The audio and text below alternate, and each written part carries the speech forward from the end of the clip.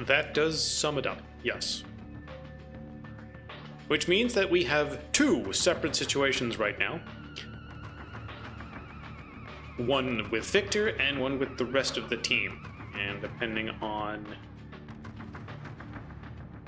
Yay! on whose luck would have it, we'll go with one of these first. First, Victor. As far as you are aware, I will also get Mesa Verde National Park right here. Dun, dun, dun. Dun, dun, dun, dun. And We were somewhere on top of the cliffs. yes, but I need something for the general area you find yourself in. Yep. Especially for your situation where you find it increasingly difficult to navigate yourself. Yep. Because things are just not quite what you remember. Also, it is dark, it is foggy, and miscellaneous things are disorienting you.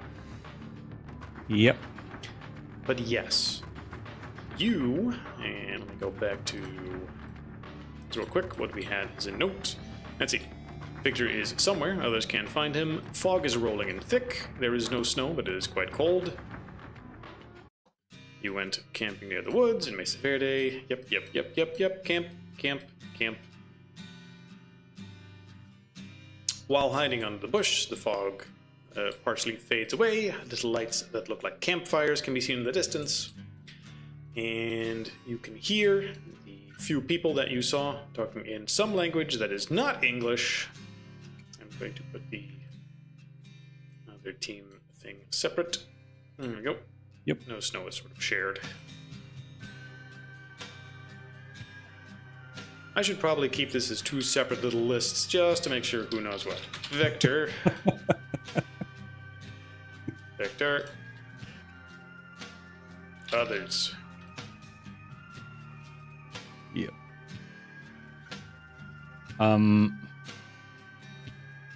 But yeah, it seems like there are some sort of evergreens there, but anyway, branches, bushes. Hopefully a bit wiser from all the other bunglings that he's done before, and because these guys do not speak English. Well, I am assuming, but I have to I have to confirm. There's no internet, right? So as he's using his phone camera to sort of zoom in to check how these people look, I'm assuming the reception is terrible. You're using your phone. Well, first off, your phone is going to need a little bit of a luck roll. Well, that's what he used last time to to zoom in. Sort of.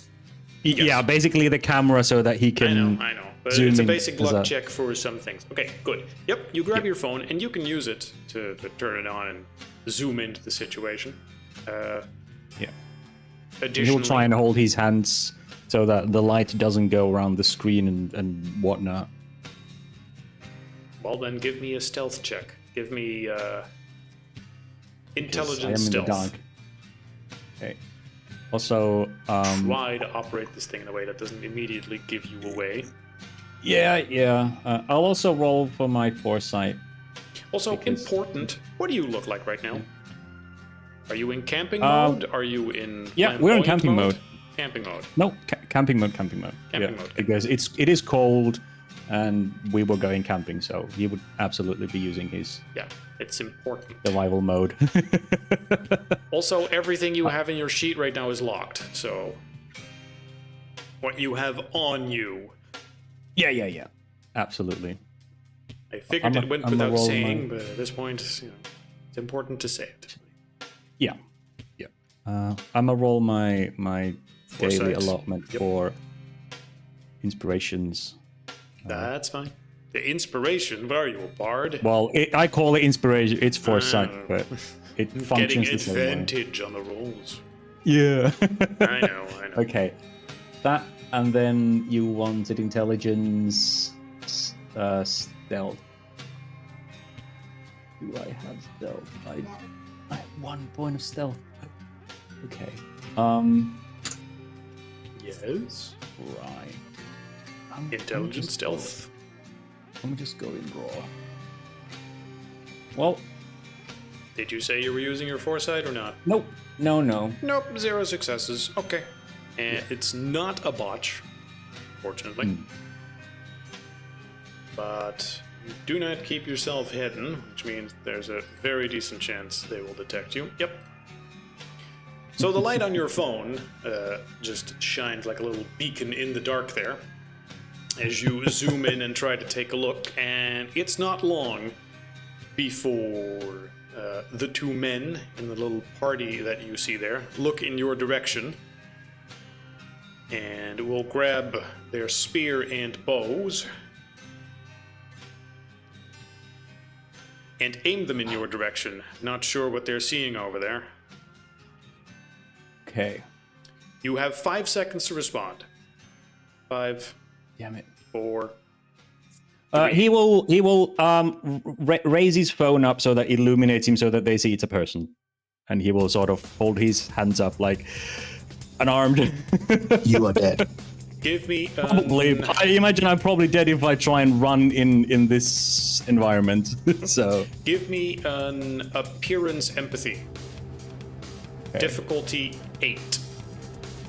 For this, I am going to use For this, I am going to use my foresight. Appearance empathy. I've got willpower too. Yeah, I should probably use one of those as well. Actually, that is sort of what they're for. Yeah, it's difficult to remember. So that's the first one. Okay, so that you're using a willpower, yes? So that would be 2 successes. I'm using a willpower, so that's 2 on the bottom, but then I'm also using this. Nope. 2 successes. With 2 successes, they will hold their weapons, and you will see them briefly talking to each other. Then the girl among them will speak somewhat fervently, and then they will slowly start approaching you, weapons still drawn. Yep, I make no move. You make no moves whatsoever. No, I just stand still. Okay. They get close to you and they say something to you. It sounds like Native American language, but you have no clue what it is, and I'm certainly not going to attempt to speak it. Oh yeah, no, it's fine. He will. He knows. They won't understand, but he will slowly start lowering his hands and goes, "I mean no harm," in a calming, slow, like he keeps it slow so that if they point their weapons up or seem to startle, he can just stop. So no sudden movements, no hasty, weighty sentences. We start slow and careful. Okay. They do that. You do that, and as the 2 men keep their weapons aimed at you, the girl will get closer to you, and then, while keeping a knife at the ready, will grab some of your clothing and smell it, and then grab you by the shoulder and sort of pull you down and smell your neck. Okay. And then I crane my neck so that she can. Yep, you just cooperate. Yep. She grabs the top of your head and sort of yanks it down to her height. Yep. Because how tall is Victor? Don't think we ever established. I would say probably 180. Yeah, okay. She yanks you down because you're a bit taller than her. Yeah. And smells the top of your head. And then which is black and red. Yes, that too. Then she will turn to the other men and there will be a short, heated discussion as they, for a moment, lower their weapons and just sort of focus on each other more than anything, occasionally glancing back at you with the weapon. They sound frustrated more than anything. Of course, you don't really know what they're saying, but a certain word keeps coming up. Let's say it sounds like planque. You don't know exactly what it means, but it's a word you pick out of the set. Okay. Victor's going to sort of wave and try to attract their attention, and slowly point the light towards his foot, and slowly with his boot toe will try and start to draw the glyph of the sort of crossing. But he's keeping an eye on them as well, if they make any motion pointing with spears or anything that could be construed as "don't you fucking dare," he will stop. But he hopes that will sort of tell them that I came through this. They will see you drawing it. And after that, the discussion between them starts to heat up again as they do point to it a little bit. The girl seems to have won the argument. And they try to tell you something. They seem to insist something, which obviously you don't understand. So give me a... Actually, I need to know what all the skills are called, because I also tend to forget. What is it called when you try to estimate? It's not insight. What is it? I think empathy is sort of it encompasses a lot in the... I know, but it's not quite what I mean. Wait, what the fuck Intuition? Is expression then? I don't know. Intuition? What the fuck is intuition then? I don't fucking know. I don't know, but for this case, just give me wit's expression, because that does seem to fit. Like you're trying to establish what the fuck motions they are trying to make and what they want from you. Oh dear.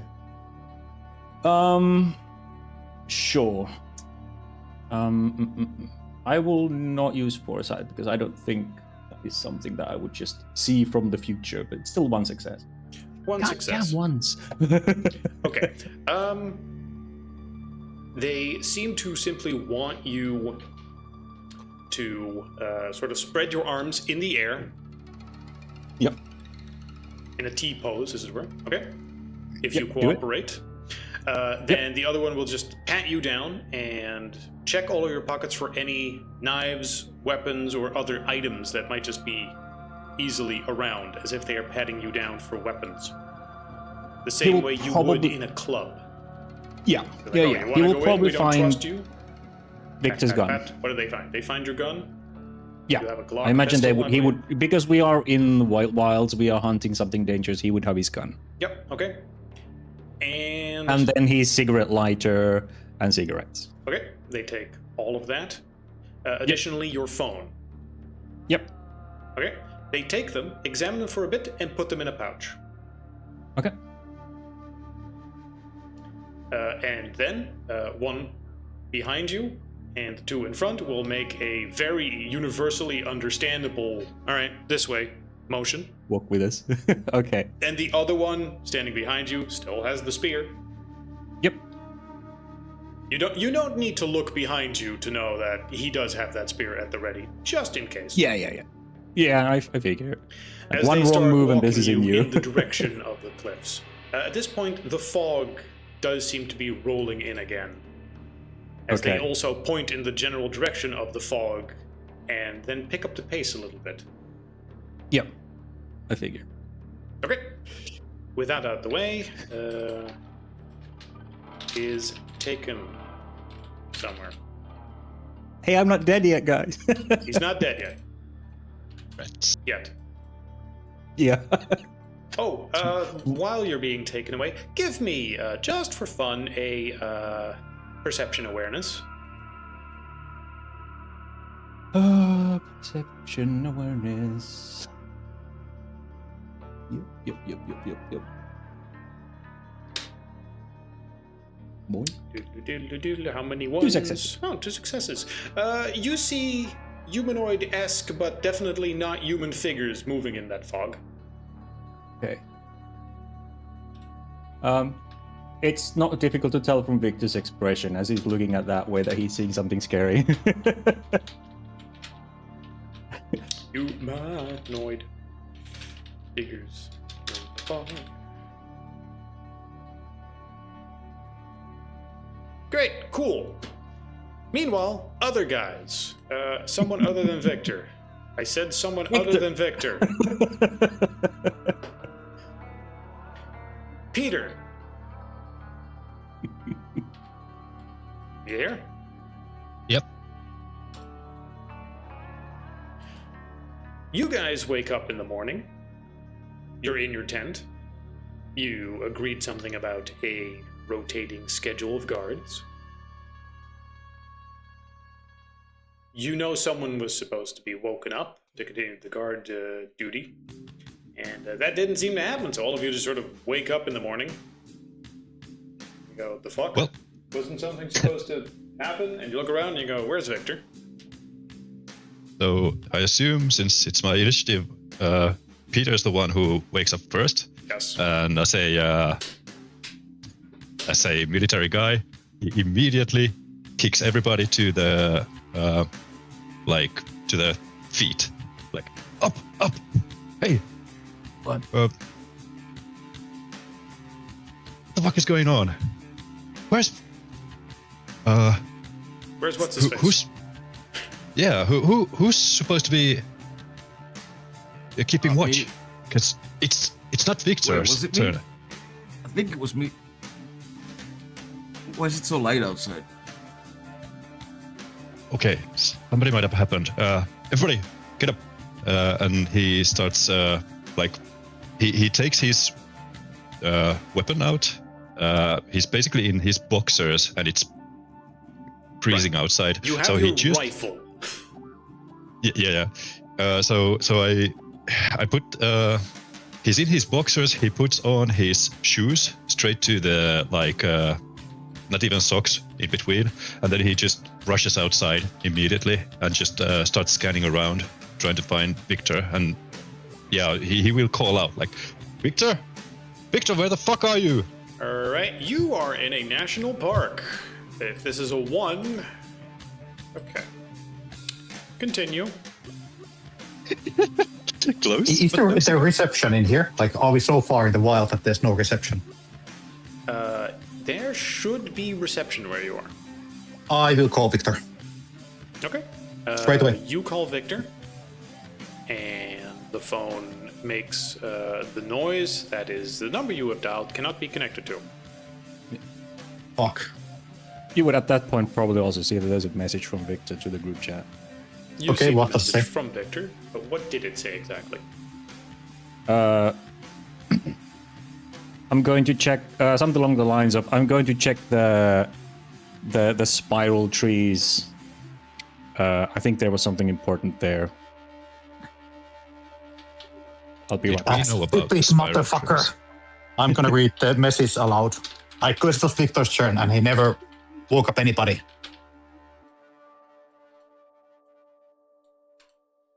I understood that we sort of wandered around the area, and that was one of the things that we Yes. saw. And Yes, then we as you chose were this as a spot. camping, you would have explored the area around it at least a little bit, since you have a lot of time. You're not just going to be like, we're going to go camping here tonight, and that's all we do. Like, you keep your eyes open a little bit for the surrounding area. And you found some places where you thought, well, that's sort of interesting. And Victor's certainly not the type to just sit on his ass while he's camping and do nothing. You're going to walk the trail if nothing else. Can you check out is anybody else's footprints in the area?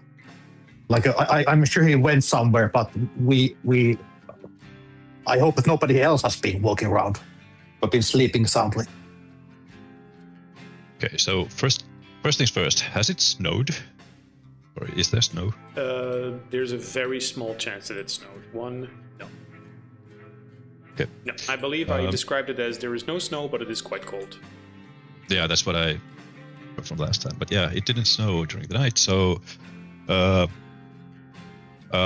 it's still very cold. So now that he knows what's up, he goes back in, or Peter goes back into the tent and starts like putting some gear on, basically just clothes and stuff like that, like saying, "Okay, we need to get out to the twisted trees or whatever he called it as soon as possible, ASAP now." How far was it? Right, sure. Let me just. A few minutes of walking. Give me a couple minutes. You know. Okay, I'm just gonna like grab my essentials. Like we can come back for the tent and stuff later on. Yeah, Let's go. well Indeed. within walking distance. Just, hey, there's a curiosity we saw nearby. And let's see if I can real quick get a spot that's a little bit more out in the open that I had last time. I believe it was this place. Nope, that's in the cliffside dwellings themselves. I really need to start making marks, please. Here we go. Here's a rough indication of what this area looks like. Yeah. Okay, Marcus. You seem to have some specific questions. Why don't you tell me what it is you would be looking for first? Is it possible to follow the tracks, or is it like a hard, like a ground, no snow, and stuff like that? The ground here is fairly hard. First off, you're pretty sure you know what he's talking about, because you, during the day, also went over some stuff with him. Okay. But there's also mild indentations in the dirt of just where you guys were walking before to verify that that's where you're going, so you don't need any sort of check to figure that out. Also, there's Okay. 3 of you, so, one, remember. Well, something clearly went wrong, so I'm gonna like just like a signal that we should be silent, and let's sneak on that like tree and see if we can maybe see somebody or something before they see us. I have my bow ready. The crossbow I bought like from the crossbow Walmart. you bought. Right. I'm gonna start assembling my kit once I get up. Your kit being the flamethrower, you mean? It includes the flamethrower, yes. Well, what's the rest of your kit? Well, I mean, I do have my revolver. I need to bring my ciggies, a jerry can. Sausages, The jerry can, yeah. grilled sausages. Flamethrower on his back, jerry can in each hand, cigarettes in his mouth. What Since could we're not possibly go being wrong? subtle, yes, since we're not being subtle, Yeah, I'll I guess. bring my. Let's see if something can possibly go wrong. 7. You Guys, we're you supposed wait to for be him to put his sneaky. stuff on. Yes. Yeah, we're supposed to be sneaking. Marcus Flamethrower insists is you sneak. Do you put away the jerry cans at least?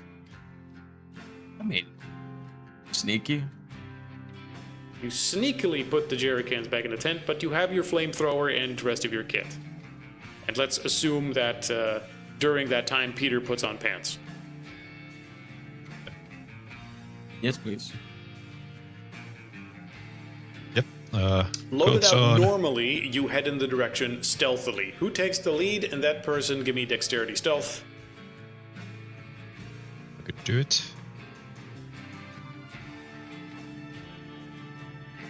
As Marcus feels strongly about that. Mm-hmm. And then followed up immediately, please give me perception alertness. Could you Han roll for me? I'm still like in the middle of something here. I will roll for you rolling? when it's applicable. Yeah. So not everyone's rolling. Yes, not everyone's rolling, just him, because he's Okay. in front and he's point So, manning. what was it? Perception Alertness. alertness. 3 successes. You are thoroughly convinced that you are the only ones here. Yep.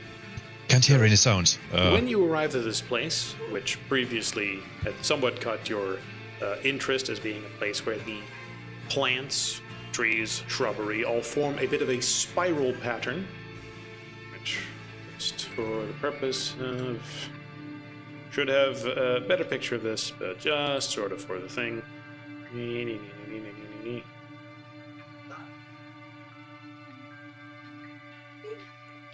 Spiral pattern plants.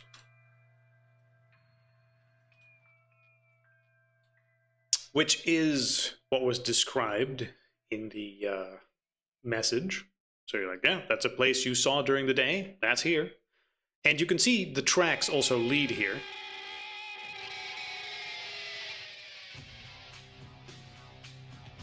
But the tracks go here. And that's it.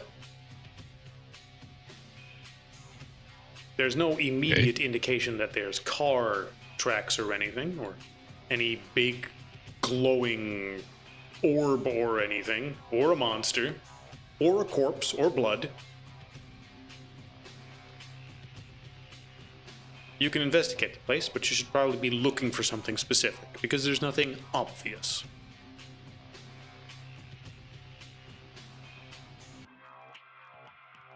And in case of doubt... God, fuck. Victor will take the lead. It's Victor like calls the from urge. the other Vault, side. motherfucker.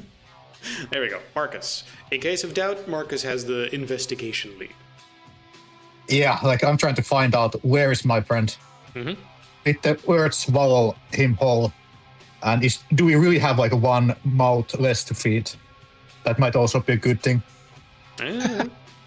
He was sort of eating into your money.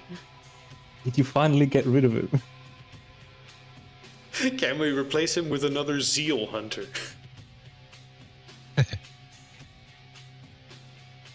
But yes, I know that you're looking for him, and you're interested in how and why. What I want to know is how do you look?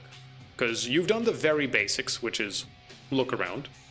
He's not here. There's nothing obvious here. Is there somewhere where he could have gone? Up the tree, under the tree, inside the tree, behind some boulders in the distance, like right. Just anywhere. If we take the general shrubbery as it is in this area, imagine a place like this, as is on camera right now, except all the little shrubberies and trees are in a spiral pattern. And that's about it. From what you can tell, there has been some walking quite a bit to the middle of that place. But yeah, that's it. There's no big hole in the ground or anything. Okay, I'm gonna like take out the drone from my backpack and like launch it up. Yep. High up. And like see if I can like cover some distance and see some signs of life. Sure thing. Yeah, you zoom it right up and take a quick sweep of the area. Aside from what looks like some other campers and tourists in the distance, there is no sign of tracks, vehicle tracks, recent at the very least, or other signs of blood or big animal tracks that would possibly quickly explain this. There is also nothing like a crevasse that he might have fallen into, or a big tree or nearby mesa, that he might have climbed onto and would be sitting on right now. There are a few places nearby, as pictured, but doing a quick sweep, you certainly don't see him. You motherfucker! I'm starting my second sight and hoping that like that will see something. I have like the drone up there, and then I'm using my own eyes and also glaring at the screen. I get it. Okay, I will roll for you a quick perception awareness, because it's not just cut and dry. You're not hurt or anything, right? Are you wearing your armor right now?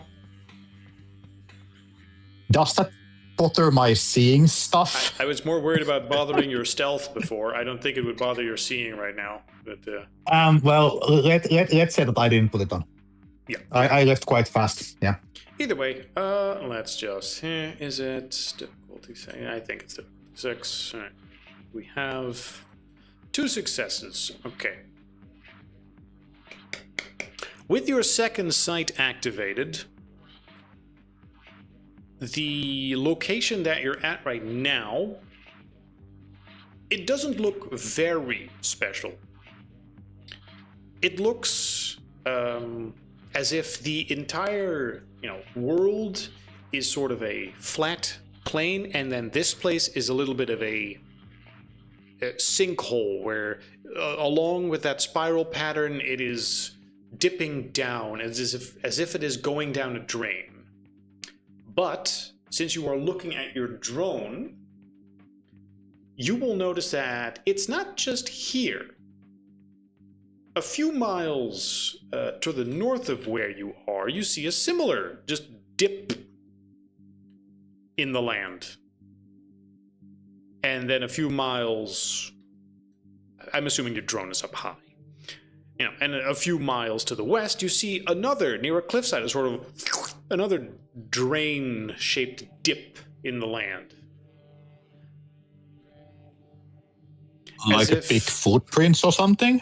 No, I wouldn't call it a big footprint. It's as if... have you ever seen that picture of... Well, that picture? A picture or any sort of... Can you imagine? Can you imagine taking a big canvas like you might have over an improvised rooftop or tent area, or like the sort of shelter material that they have in an outside event, where it's just a canvas that's sort of been pulled tight like a tent. And then you take that material and you put something heavy, like a bowling ball, in it. So the entire canvas is just sort of being stretched and contorted around this bowling ball laying inside it. That is what it looks like.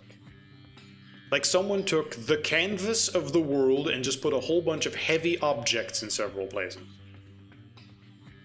That is the weirdest thing I've ever seen. Guys, come here. Do you see the same thing I do?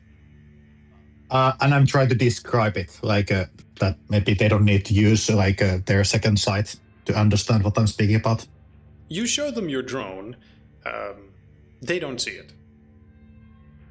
No, not at all. I started to see it. Okay, guys, close your eyes, and I'm going to describe what I'm saying. Okay. And then I'm going to describe this. Roll your discern for the purpose of determining. I still need 1 minute. Roll once, then I'm on my computer. No. Discern is Bex. Yeah. Bex takes a close look, but he goes, no, I don't see it either. But yeah, it seems like this is something just you are seeing right now. And where the weight is, are we close to that spot? I'm trying to find that exact spot. You are, the one spot was the spiral where you are right now. The other spot is a few miles to the north or to the west. One is another similar... Let me get some pictures here. Let's just say here. One is similar... What is this biome called? This is not prairie. This is... Dry something. Savanna? Something like that? Anyway, this sort of biome. Yeah. And in it, you will see not so much exactly the same pattern where the trees are spiraling or anything, but some other natural formation that is just twisted in some slightly weird way. Two sinkholes in the area intertwining to form a big X in a place. Or where a whole bunch of rocks from a rock slide had fallen to form like a weirdly geometrically pretty pyramid of rocks. It is well within range for you to just either walk to, or drive to, depending on exactly how you want to get there.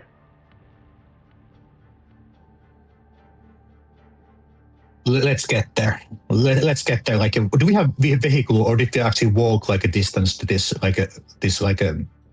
believe I described it last time as you guys parking your car outside of the area and then walking in, but it's possible you took your car. No, we took our car as far as it went, but it didn't go all the way to there. Okay. Yeah, I thought we also hiked around the place. The national park. Yeah. This might be nothing, but like, let's work on the next one. Like, it's a couple of kilometers. There are 2 other similar places. Bowling ball on canvas distortion. Very well.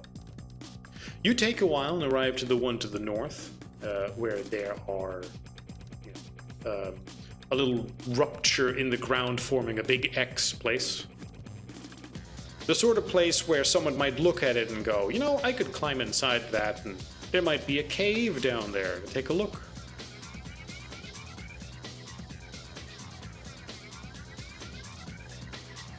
I'm gonna fly the drone inside first.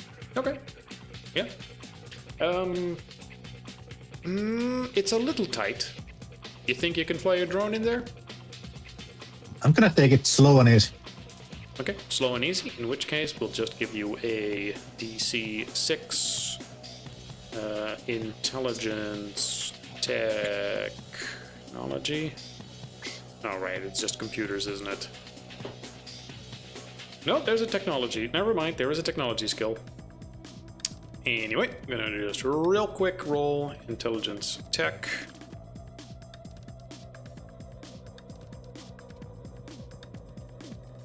Oh, for fuck's sake. This is why I don't want to roll for players.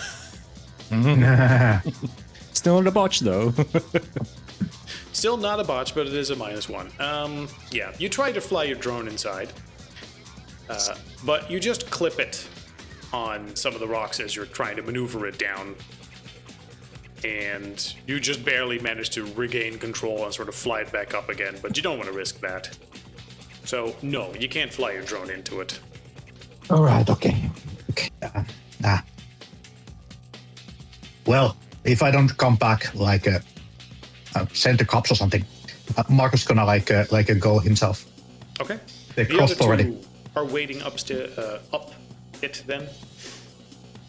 You climb inside this crevasse to take a look inside it. Yeah. Okay. Peter, did you have a rope with you? Sure did. Very well. Can you throw the other end to me just in case? Yeah, hey, just be careful there, man. I'll keep an eye out up here. Hmm? Okay, I'm gonna yell if something goes wrong. That's Do we- perfectly fine. I never got to the point where I understood. You don't have a live feed where we can just watch my GoPro, right? So I can just give the GoPro to Marcus and see what he's seeing. If you say you turn it on, because it doesn't have enough battery to just have on permanently. Yeah. All right. So we could follow him with a stream. So I will Assuming give that you the have like a helmet or head strap that you could give to him and say, here, strap this on, and also this light, and also this camera. Actually, camera guy, follow him down. No, not the camera guy. And he appears out of nowhere.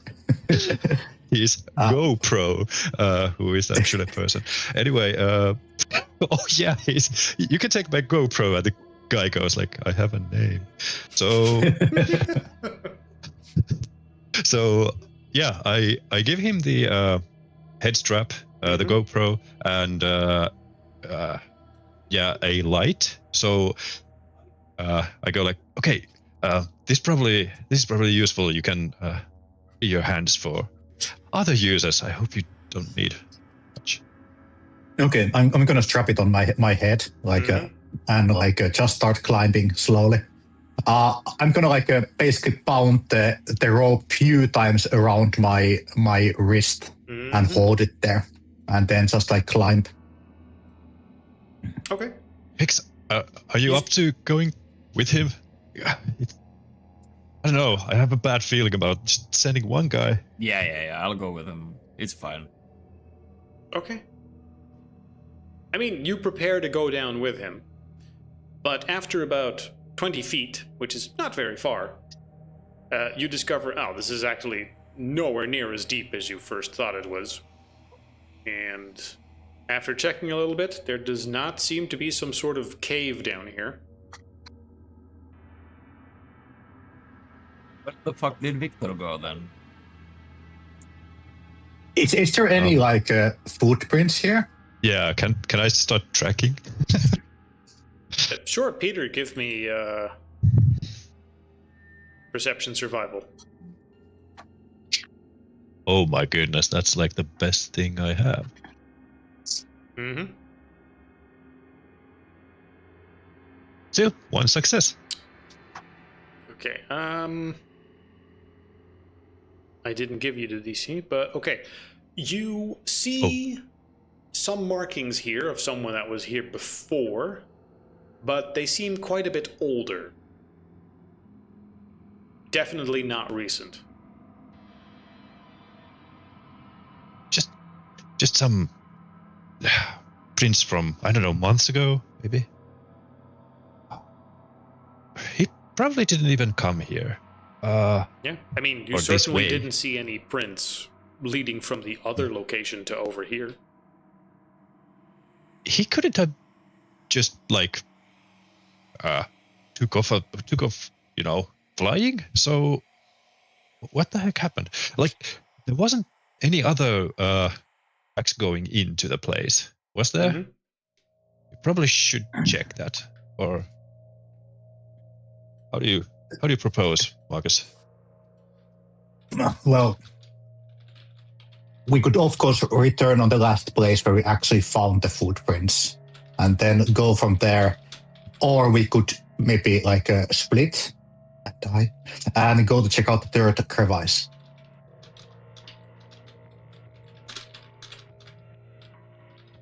We probably should check out the other one.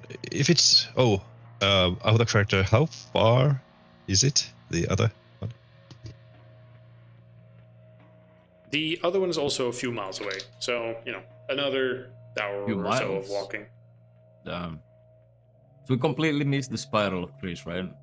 No, you were there. Oh, we you went know there. the spiral was there. You looked at it with second sight, but there was nothing Oh, right, there yeah, other than you established.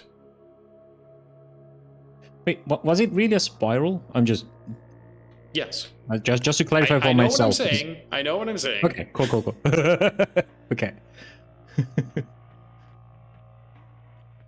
Now I'm confused. Yes. I'm sure you are.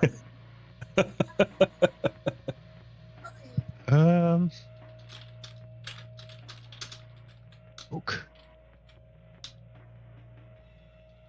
It's a couple of clicks away. I don't think we have time to go to the other whatever that is, a dip. So we should probably go back to where we last saw the prints. Let's split up. I'm gonna head out on the last crevice. We have a cell phone, so we can keep in touch. I promise I won't go inside any strange caves. Okay, sure. Just take care of yourself. Okay. Mark's gonna try to call Victor's phone again. Okay. Unfortunately, the phone call has a similar result as last time. The phone number simply does not seem to respond. So as we do the smart thing and split the party, which guy is Pex going with? Yeah, who's going where? Because Peter's going back to the twisted trees and see the tracks, and Marcus is going for the indentation.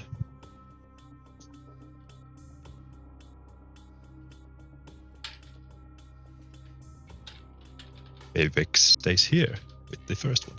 I don't know, Pex, where are you going? Ultimate. Oh god damn it! I was fucking muted. So I feel like Marcus should probably take his drone and go check out that whatever the fuck it is. Call us if he finds anything, and we'll go and check. Okay. Okay. Check So- for Twisted trees. tracks. Yeah. Mhm. I do know something about surviving. Okay, that sounds like you're splitting as up. well. Yeah. Yes. Great. Yeah, great is exactly the word. You all do miscellaneous investigation. Meanwhile, let's go back to Victor. Now, as you are taken by these three through the landscape, let's see if I can also give a little bit of an indication of what the landscape here looks like. Lots of it will, to you, appear very much like the landscape you had been traveling to while you were camping.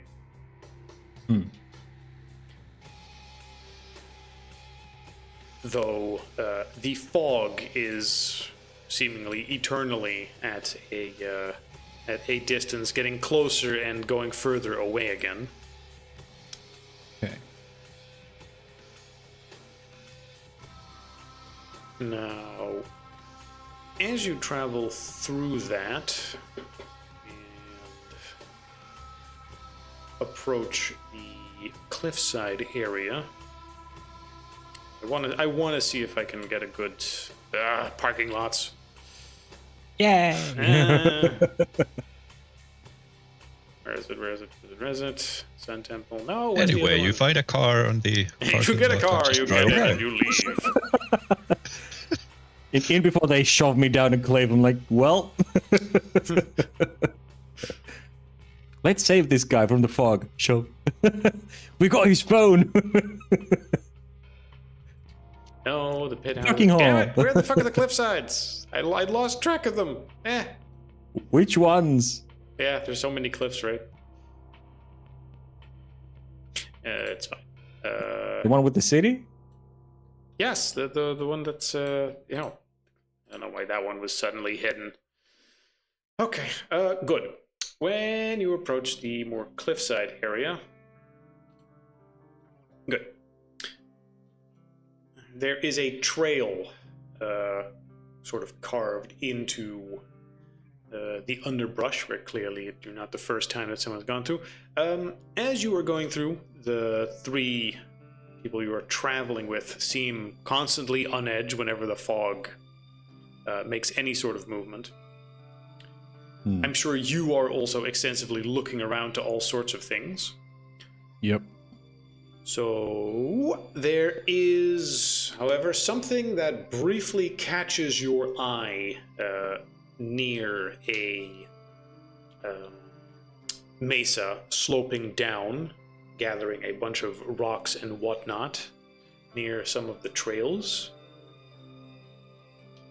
Give me a... of course I don't have a sheet. Here we go. Give me a perception... I guess perception survival would apply. Yep. Good. Perception. As you are very much just surrendered to your situation, looking around is pretty much all you can do. Yep. One. One success. You see something that seems out of place, sticking out of a bunch of rocks and rubble nearby, near some smooth pathing of rock and whatnot, along the trail that people are going. It has color as opposed to everything else here, which is very much the muted clay tones of the surrounding area, or the green of the plants. But you don't know exactly what it is, and the three you're traveling with do not seem to intent on going in that direction. There's a little bit of a fork heading in a different place.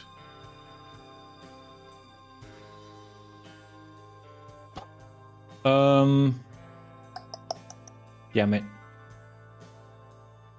As curious as he is, Victor is mindful that he has no idea who's keeping the fog at bay, and pointing that thing out might interrupt any concentration that might actually kill us, so he does not react to it at this moment. If these guys are scared of the fog, he doesn't want to risk. Actually, can I roll something to because he's paying attention. Does it seem like these people are keeping it at bay? Does anyone do any hand movements, or is there any repeated phrases that are spoken anytime that the fog tries to come near and then it recedes again? Give me perception occult. However, DC 7, since you were also looking around. Yeah. DC 7.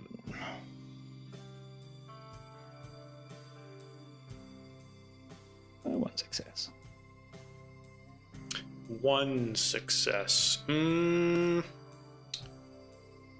that also influences? They are doing things. One of them is like it is a set of prayer beads holding a small loop of some sort of plant fiber, forming a circle in his hand, and he seems to sort of methodically be moving it in between his thumb and forefinger as he sort of, runs the loop in his hand as if to check its quality, as he is repeating a little bit of a hymn. Additionally, you notice that the three of them have a little bit of a distinct herbal, almost incense smell hanging over them. Okay. Either of these could be important. Right. But obviously you don't know what does what. Right. But, yeah. But because they are doing something, Victor will not attract their attention and potentially risk the loopy thing being a protective charm that they're doing that keeps us all alive at the moment. So he will just make a mental note of something sticking out from apparently a landslide or something, and it is colorful as opposed to everything else. Okay. Hoping that he may at some point be able to investigate it closer, but survival comes first. I understand. You simply cooperate. Yeah. Okay. In that case, they will guide you further through some stony tracks until you get to what simply looks like a village carved out of the cliffside. Now, and rather than the Mesa Verde that you know in Colorado, fuck the state, that you were at not too long ago when you were on the tour, this particular village seems like it is fully intact and lived in. All the buildings and houses are intact. They have rooftops.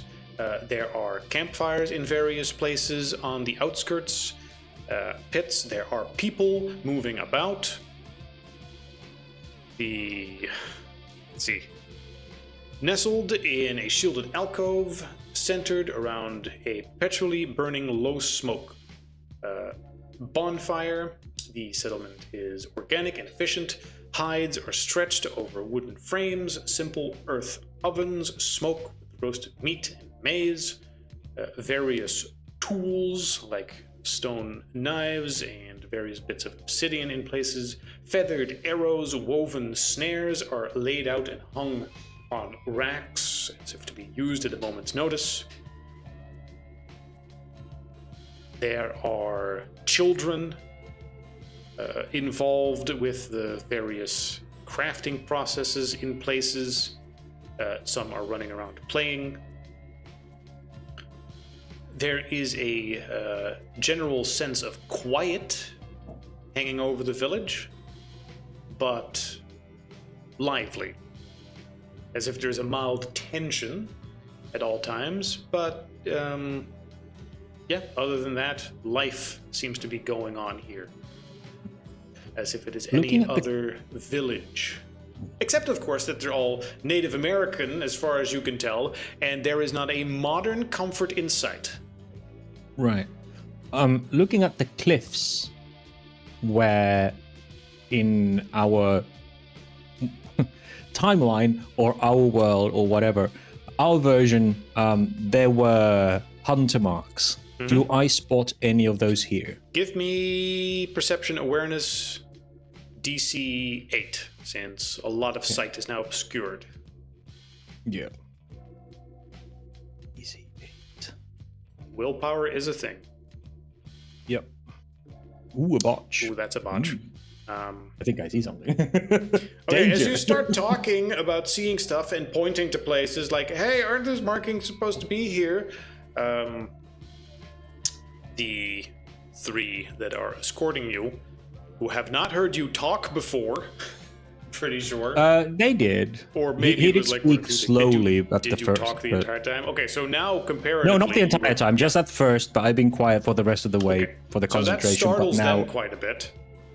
yeah. How lucky are you with what they do as a result of that? 3.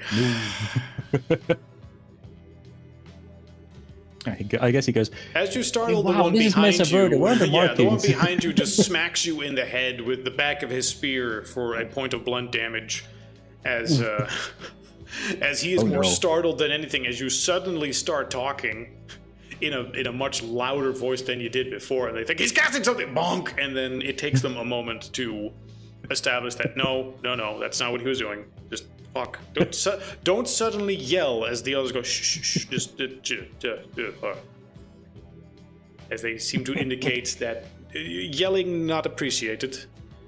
okay. I'm injured.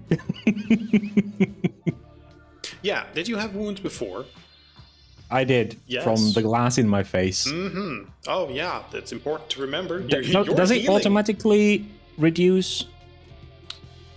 Does it automatically reduce? I think it does. I'm Yeah. pretty sure it does. Okay, But good, there's good, an easy way to test. Hold on, there's an easy way to test. You have, for example, Wit's Expression, the one we used previously. Wit's Expression should roll a total of 3 dice, and when we roll it, Wit's Expression, you have 3 dice. 3 dice. Well, fuck. Oh, okay. So it does not. I Oh, thought it reduce does automatically. reduce it. You meant mechanically the dice pool. Oh, Yeah. I thought that was baked into the macros. That would be really useful if the sheet did that. Yeah. Well, unfortunately. Well, that should have come up at a few points considering you're hurt, but Yeah. let's just consider that as you go. No, actually, you went to the doctor, didn't you? Did he not heal you up quite a bit? So you weren't hurt anymore? He just removed the glass, and then Victor did got himself some like stitching plasters to put on his face. All right. You know what? Some work has been done. Let's split the difference and say that you were bruised before and now you're hurt with the. Okay. So yeah, you went from bruised to hurt again as some of your Yeah. wounds opened up in your face with the bonk.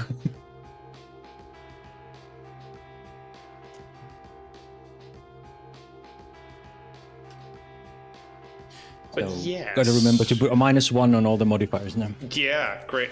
What the fuck is the point of an automated system if it's like, nah, we're gonna... If it's not automated, yeah. We're not gonna automate your stuff. Fuck you. Yeah. But hey, now they see I'm actually bleeding red. Human blood, yay! He's casting his blood ritual at us. No, that's after they bonked me in the head, and he's like, oh shit.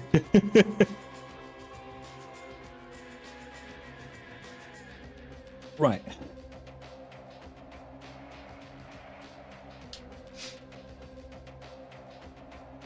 Gotta stay away from that guy. He's gonna find new face paint. Yeah, you're like, ooh, red. Me use red. Me favorite color. Red good. Oh man. And like, why are you talking like that? Saw it in a movie once. This how we What's speak. a movie? What's a movie? Shh, don't no question.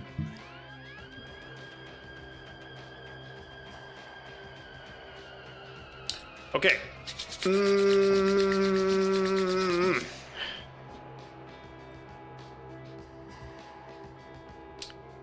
So first off, the question is, how exactly good has your impression been so far? Because all you've done is just sort of cooperate with them. Yep. Very non-hostile. Okay. You are in luck. It hovered over that 3. I was a bit scared for a moment. Okay. They will take you to... Actually, let me also grab the map we have for this. If I can fucking find it. Where is it? Where is it? Where is it? Where is it? Where is it? Where is it? Where is it? Colorado. Okay, good. There it is.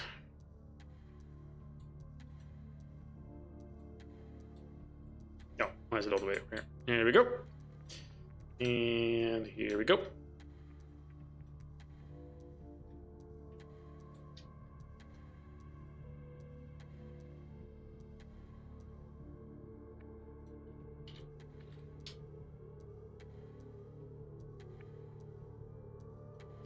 They take you to a place in the middle here.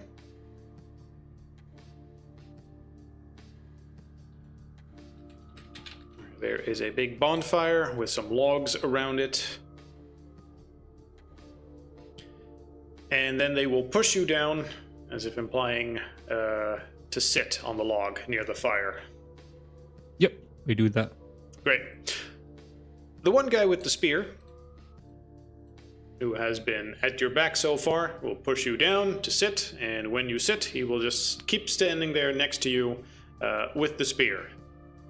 And then he will sort of start chatting to some of the other people nearby in the village that start asking, or sounds like, based on the inflection, sounds like they're asking things, and there's a conversation between them. The other two will wander off into the village. Damn it. My phone.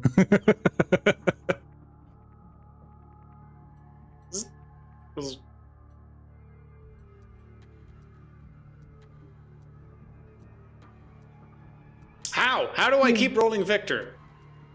Why not? That dice loves number 1. But yes, as you take a look around and take a quick look at the map, and of course I didn't have the specifics of what everything was.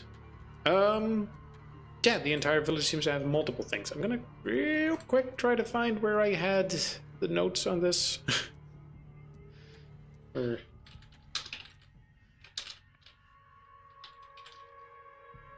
What the fuck was this called? Cliffside Palace?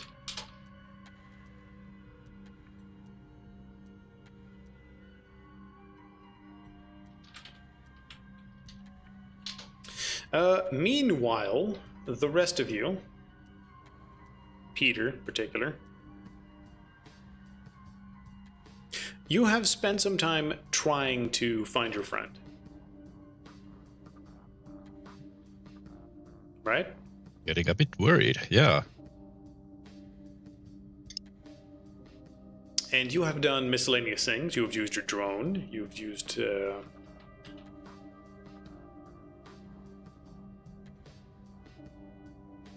You've used physical exploration. You've used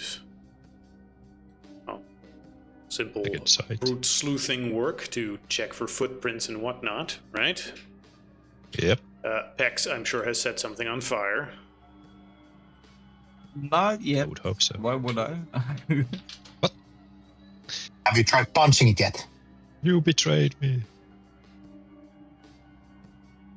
Now, But, if there was snow, if there was, then I might have cleared some of it. Tried to check the underbrush, but no reason to start any fires right now, I think.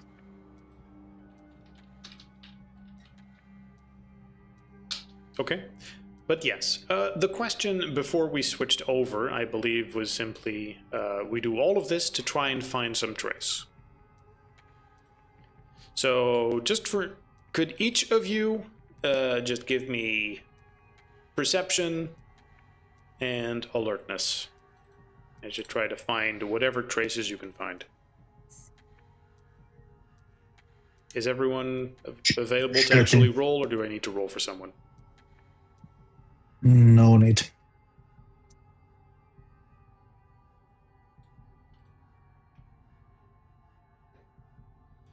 Let's see. Who was where? Peter rolls 3 successes at the Twisted Trees.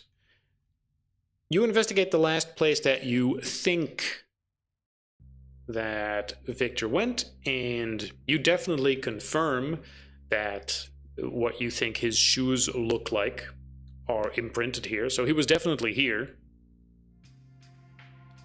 But yeah, there is just trails of him going here and then nothing. Like he just vanished into thin air. You are convinced there is nothing else to indicate him going anywhere. It is as if he jumped straight into the sky and just disappeared. Similarly, nobody else coming in. Yep. Marcus, you went to that third indentation, which is this pyramid. Checking it, you will find traces not of Victor, but older traces of someone else coming here at some point with a similar pattern, that they came up here, probably climbed on top of the pyramid to take a selfie or whatever. And yeah, the tracks are a one-way. Okay, I'm gonna give a call for Peter. Yep. Call Peter. Beep, boop, beep. You're on the line with each other. Okay, I found... No, sadly. But I found more tracks, like just ending, like the crowd had like swallowed the person. I think that like he was taking a selfie or something. The view is quite nice. But these are a bit older, like older tracks. Maybe I was like a days, like has it been raining? Like when has I'm not the super tracker, but like I guess I could understand that they could be as old as the previous rain. That's pretty accurate. So people keep on hearing here. Hey, okay. Might sound weird, but have you seen any big flying creatures around? Anything suspicious like that? Because maybe somebody just... No. Yeah, me neither. Which is, where could have they gone then? With our luck, he has found like a wormhole or something like that. Could be in Mars at this moment. Drinking margaritas with like an alien woman. Who knows? Certainly hope so, because that would be... Wait, with a woman? No, anyway, let's not... Sorry, it was Victor. A man. Yes, a man.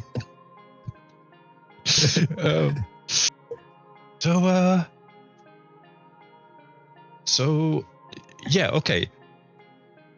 I think he's described that Pex at some point just went into a tree.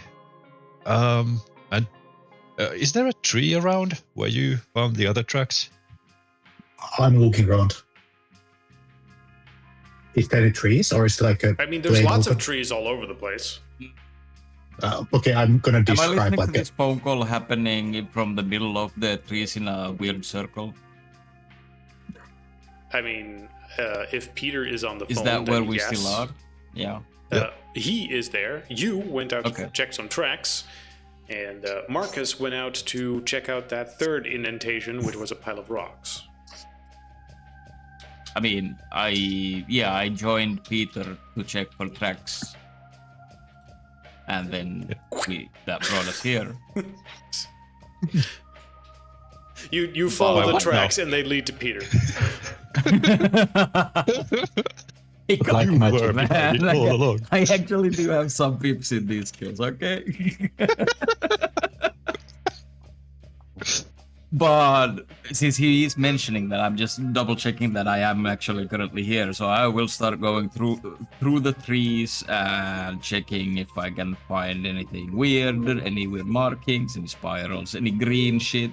Yeah, well, the spiral is pretty obvious. It's one of the things that initially had you mark this place as, that's kind of weird.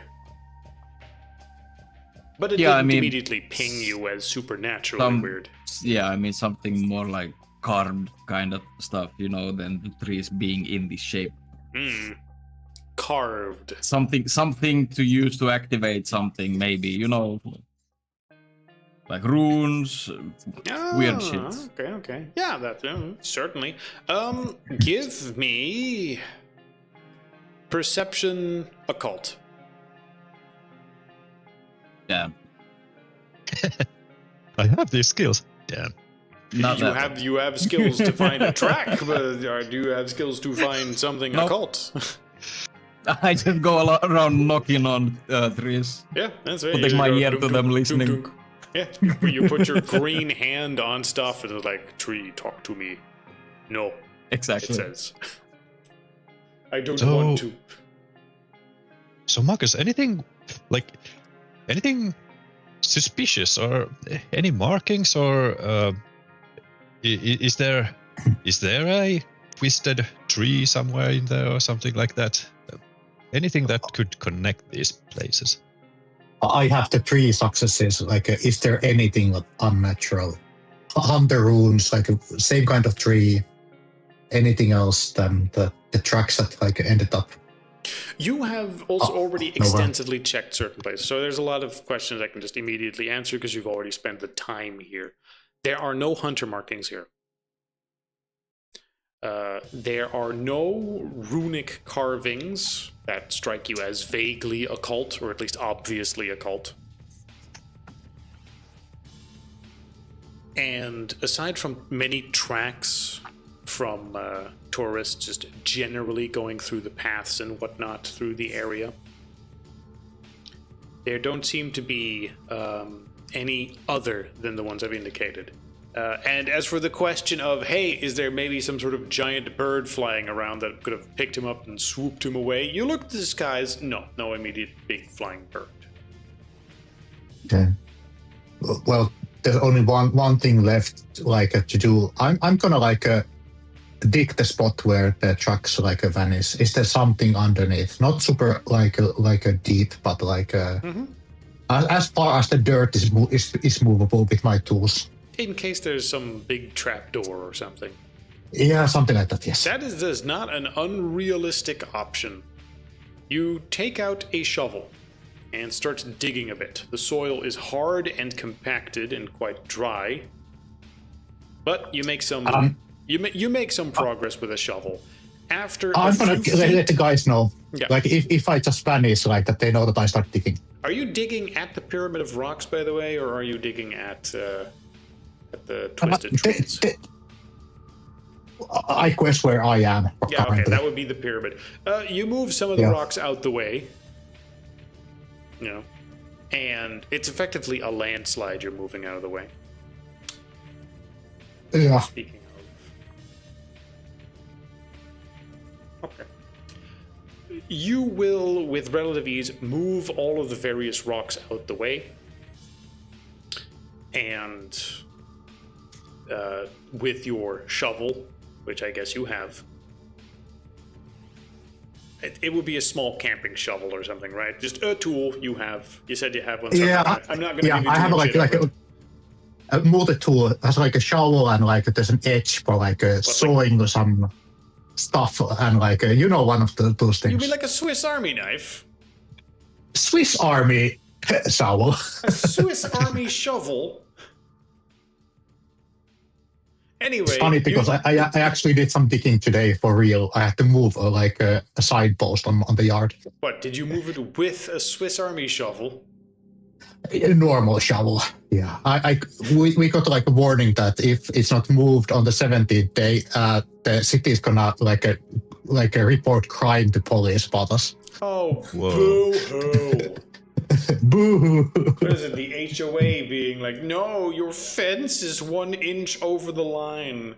It was a sign saying that private property. The kids have been like basically running through the car park and almost getting killed when people have been driving back and forth at night. Yeah, so it was like a half a meter too far near the road.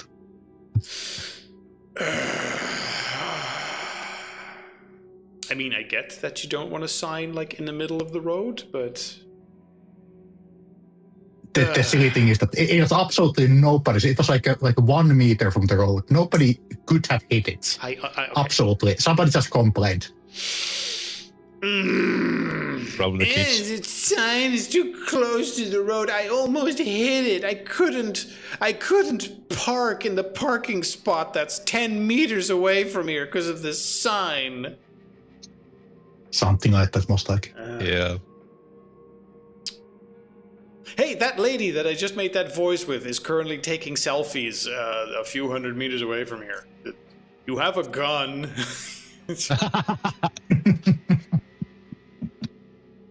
You briefly consider it. And you're certain that she has small horns growing from her forehead? Of course.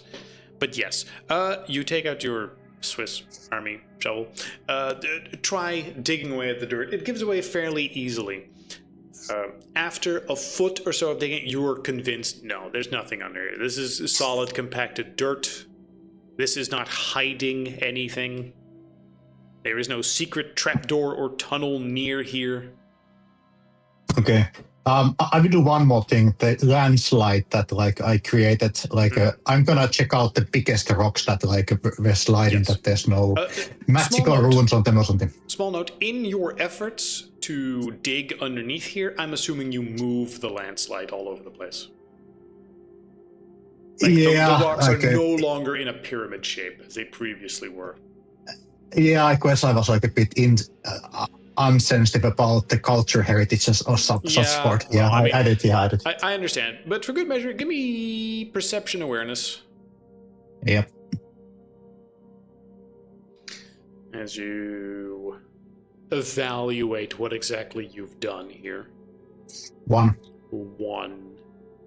You get the feeling, I mean, you don't have your second sight active right now, so you can't quite confirm, but you have the feeling that that sense of the dip in the world that was here, that's been sort of smoothed out.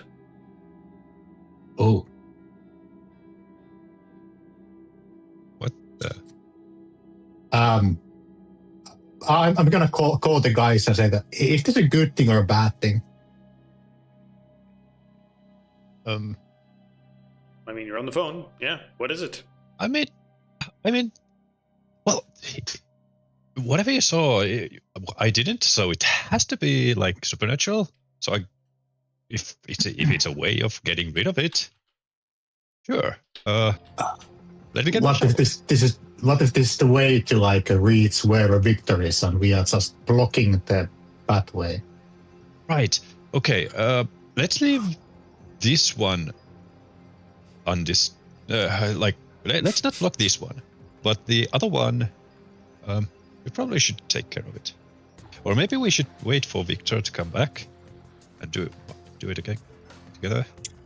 Maybe it's a certain time, like maybe whenever in the early morning, night he wandered there. That is the moment when it's open. Right. What was? Peter would have kept the in mind whose turn was when. The message. What time was it sent? Oh, right.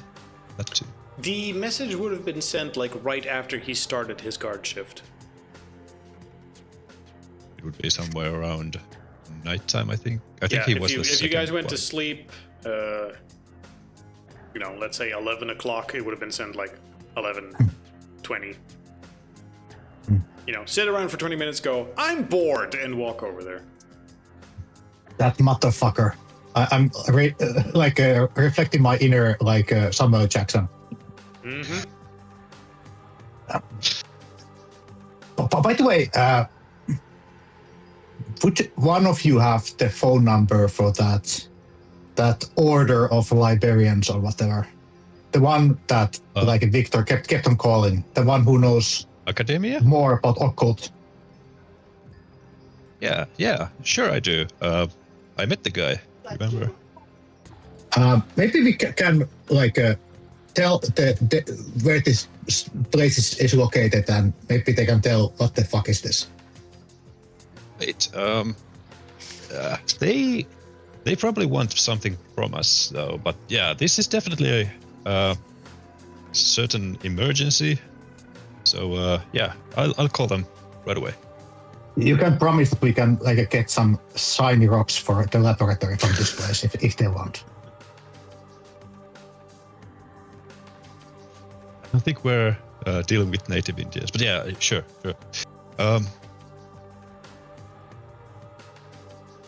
Okay. Peter goes on the phone to call the Arcanum. The call guy. Okay, now first off, you're calling at just a random time and day, which... Yep. But you are on good terms, so let's see if you're lucky. They're available on a 7 or higher. Nope. You call, the phone simply rings. They seem to be busy with other things. I politely wait for 15 minutes and call again. Then I politely wait for another 30 minutes and call again. And after some time, I realize they're not picking up. And go like... You're waiting that long. Okay, hold on. Okay. On your third attempt... On your third attempt, someone picks up the phone. I'm actually going to give you a double... just to see how useful they are. Oh, great. Okay, hold on. My favorite. Okay. Okay, hold on. You just happened to got the intern. Let's just sign up. Hi, how can I help you? Don't spoil it. Yep. Let's see. Photo. NPCs.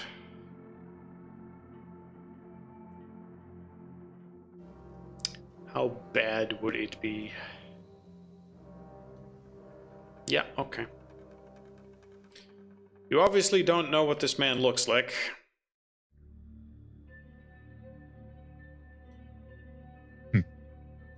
But he sounds like that.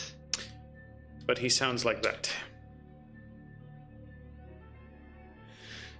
And he'll answer the phone. Oh. What the fuck is Peter's last name? Thompson? Thompson? Please, let it be a voice call. And that face appears on the screen. Peter Thompson.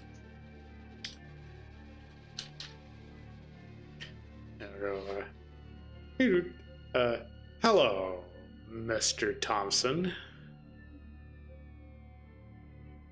Oh, good day. I'm glad you picked up. We have a situation over here. One of ours is missing, and we're located in the Colorado Mesa Verde National Park. And I urgently need to know, are there any portal ways or something like that where people get missing? Have you studied anything like that?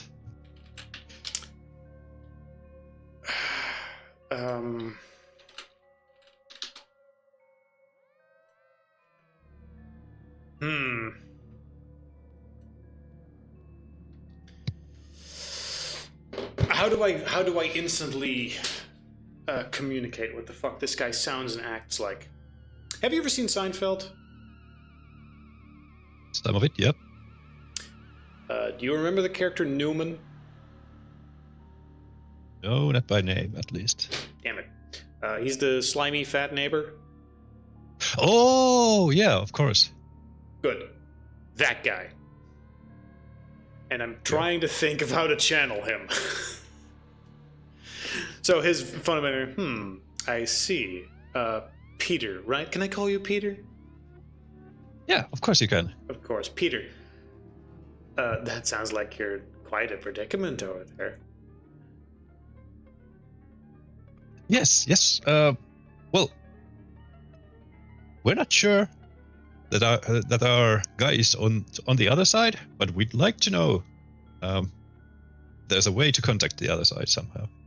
The other side? That sounds pretty bad. Did he die? Did you have an unfortunate accident, Peter? Well, no. What are you talking about? Don't take this lightly, man. Well, you're talking about someone on the other side. I'm just going by what you're telling me, Peter. Look, I just need to know this specific place. Are there any what are they called? I know something. Happenings that you've studied. Oh, some happenings that you think I just happened to study? Where did you say it was? Colorado? Mesa Verde? Well, not you specifically, good sir. Well, that's what you're implying. What am I supposed to figure out when you're saying it like that, Peter? Oh, excuse me, I never caught your name. Who am I talking with? Fuck, what was his first name?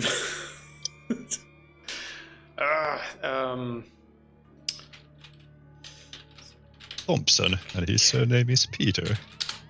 That would mindfuck somebody. I'm trying to... Oh my god, I'm looking it up. Apparently he never had a first name. His name was always just Newman. Huh. Well, I guess I'll call him Wayne.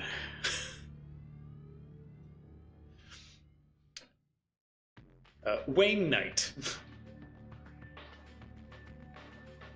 So he'll say, "Oh, sorry, Peter. We didn't get formally introduced. I'd looked over your files from last time. So that's why your name struck a bell. I'm Wayne. I'm the archivist here." Well, good day to you, Wayne. But we really... is there a way I could get like... can I... How do you do... you leave like a message, or you leave like a form for you to like check some things for me? Not you specifically, but you as an organization? Oh, well, normally that would be handled by some of the more formal staff, but the secretary that we had for that ended up quitting, and it turns out we couldn't really get someone that was interested. And generally then we have a time slot where some of the more senior members would occasionally take phone calls, but you're way outside of... You're lucky, Peter, that I happened to hear the phone ring when I was on my lunch break. Oh, I disturbed you on a lunch break. Well, I'm so sorry about that. It explains. But anyway, I'm really sorry about this, but it really is of importance that I get this information. Oh, I'm sure it's very important. Shall I put in a request for express research? Request? That's the word. Yes. Please. I would really like to make the request, and would you also like it if I called in like a full alert and had all staff on deck? No. Just don't go overboard. Maybe you'd like it if I called the president and had him specially take time away from the other projects he's currently working on, just so he can come and help you with this thing that currently has you worried. Now you're just yanking my chain. Like, hey man, I just want this one thing to be done, and I beg you, please just let me just get the request go into the organization. Well, what exactly do you expect us to do with just this description? To see if there's stuff happening in Mesa Verde? What, do you not have a phone? Can you not... Well, do you not have internet where you are? Can you not just look it up on that silly little website that you guys often frequent? We kind of checked it already. We're not completely hopeless, but what we need now is for you to check anything about portals to other places or anything like that. Pathways, maybe? Supernatural, of course. You understand that the term portals and pathways and gateways and ways through and ether spirits and these things are highly interchangeable. Why don't you start with telling me what actually happened so I have something tangible to actually work with? All right. As opposed to your uneducated interpretation of the situation. So we came to Mesa Verde. One of our guys went to a twisted tree formation. I can send you the exact coordinates as soon as I check them. And he just vanished. None of us saw him vanish. But when we got there afterwards, he was just completely gone. We can't get cell reception or anything. And and we tracked him, and we know he went over there, and he was just nowhere there, no other tracks over there. And we have another set of tracks on another part of the national park, where I don't know. It's a weird indentation sort of thing. I think that's what Marcus called it. A dip in the ground. Another one. Oh yeah. You need to ask for a female person. That's when your luck turns.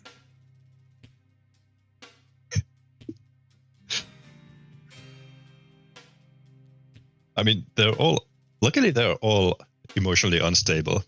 Unfortunate for me, it's just this way this time. You know, is there a large body of water nearby? Maybe he just jumped in and went for a swim and drowned. Oh, I know how to track, and the tracks stop right. I don't know where. And as I said, no other tracks, no big birds flying around, no dragons, what have you, nothing like that.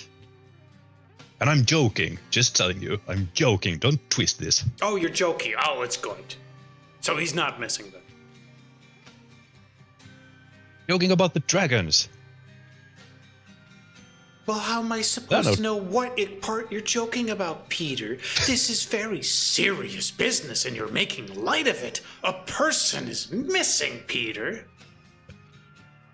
Well, you're the one to talk. Like, no, I don't want President with me. I'm sure you weren't being serious about that either. Please. Oh, I was being completely serious. I don't know exactly how important this is to you. I mean, obviously, the President wouldn't take time out of his busy schedule, but in case you were interested, I could forward the request. I mean, that way they would probably know that you're incapable of accurately assessing a situation and immediately dismiss anything else you have to ask, but I could definitely forward it for you if you wanted. Are you saying the President is part of the organization? Well, I suppose that depends on which president, but you didn't ask. Also, I do have one idea. I don't suppose... No, it's a desert in that area, isn't it? Well, I'd call it, I don't know, Savannah or something? I don't We did some- suppose there were, like, large mirrors or anything nearby? I don't think so. No water to create mirrors either. Oh well.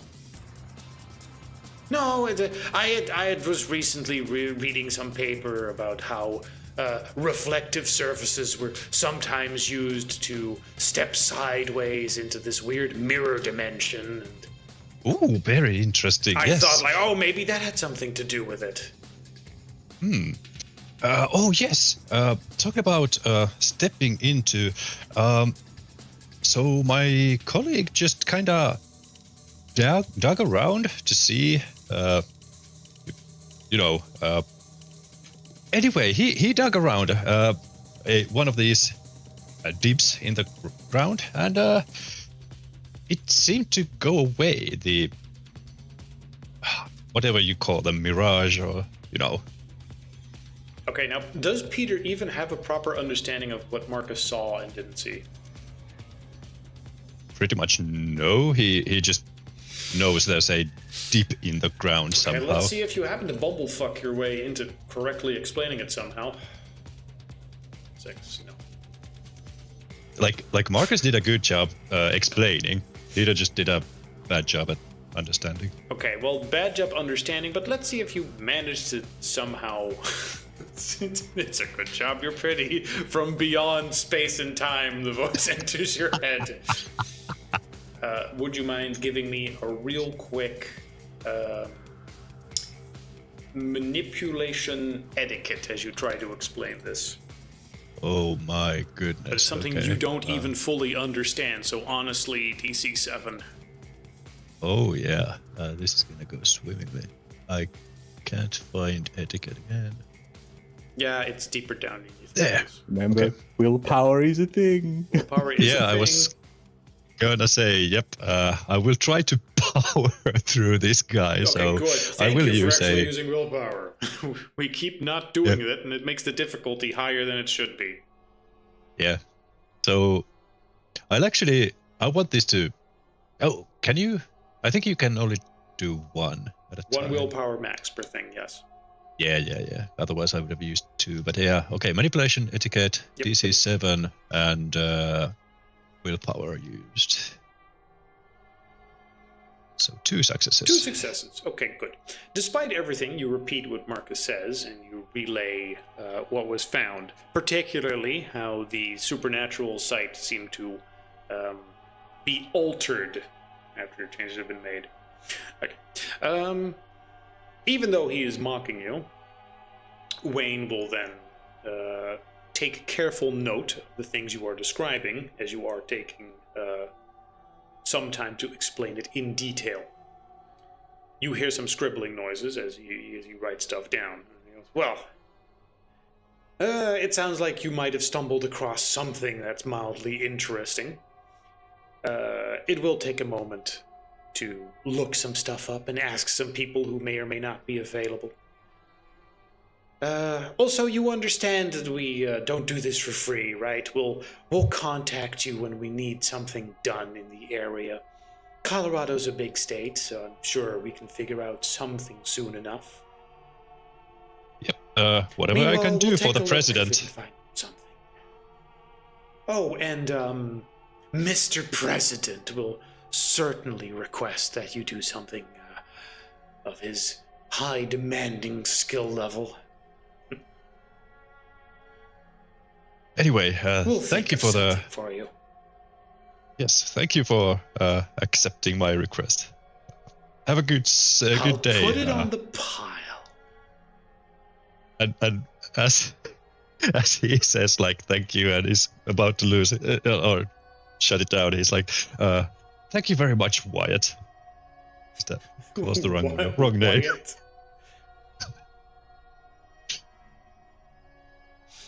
Yeah, just before you hang up, and there will be a short confusion. Wait, what? Why did he just fucking call me? as the phone is hung up.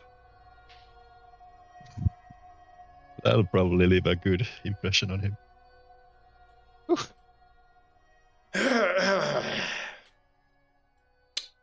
So yes, not actively hostile, but possibly the worst possible person you could have to talk to over there. I was so waiting for you to say, the guy who usually does all of this stuff is the one who went missing. Oh, right. The yeah, you contact didn't tell him exactly who was missing. You just sort of said his name once and then never really went into it. So the topic did not come up that the actual Arcanum good standing person is. Yep. You were just sort of a known individual, which is why he looked at you and went, "Oh, some dumbass that thinks he's doing stuff." Uneducated bumpkin, clearly. Not on my level, Peter. I'm sure you're very pretty. You sound pretty. You sound pretty, Peter. What are you wearing? No, let's not go there. What was that? What? Marcus has some thoughts, I think. I know. I was just saying that it's scary that I have actually a friend who looks like the guy. Including the grin? Especially the grin.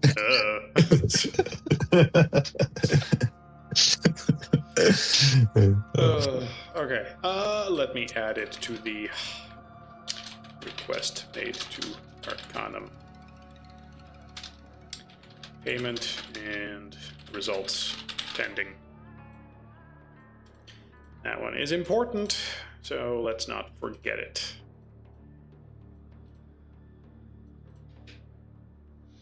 They'll call you back at some point.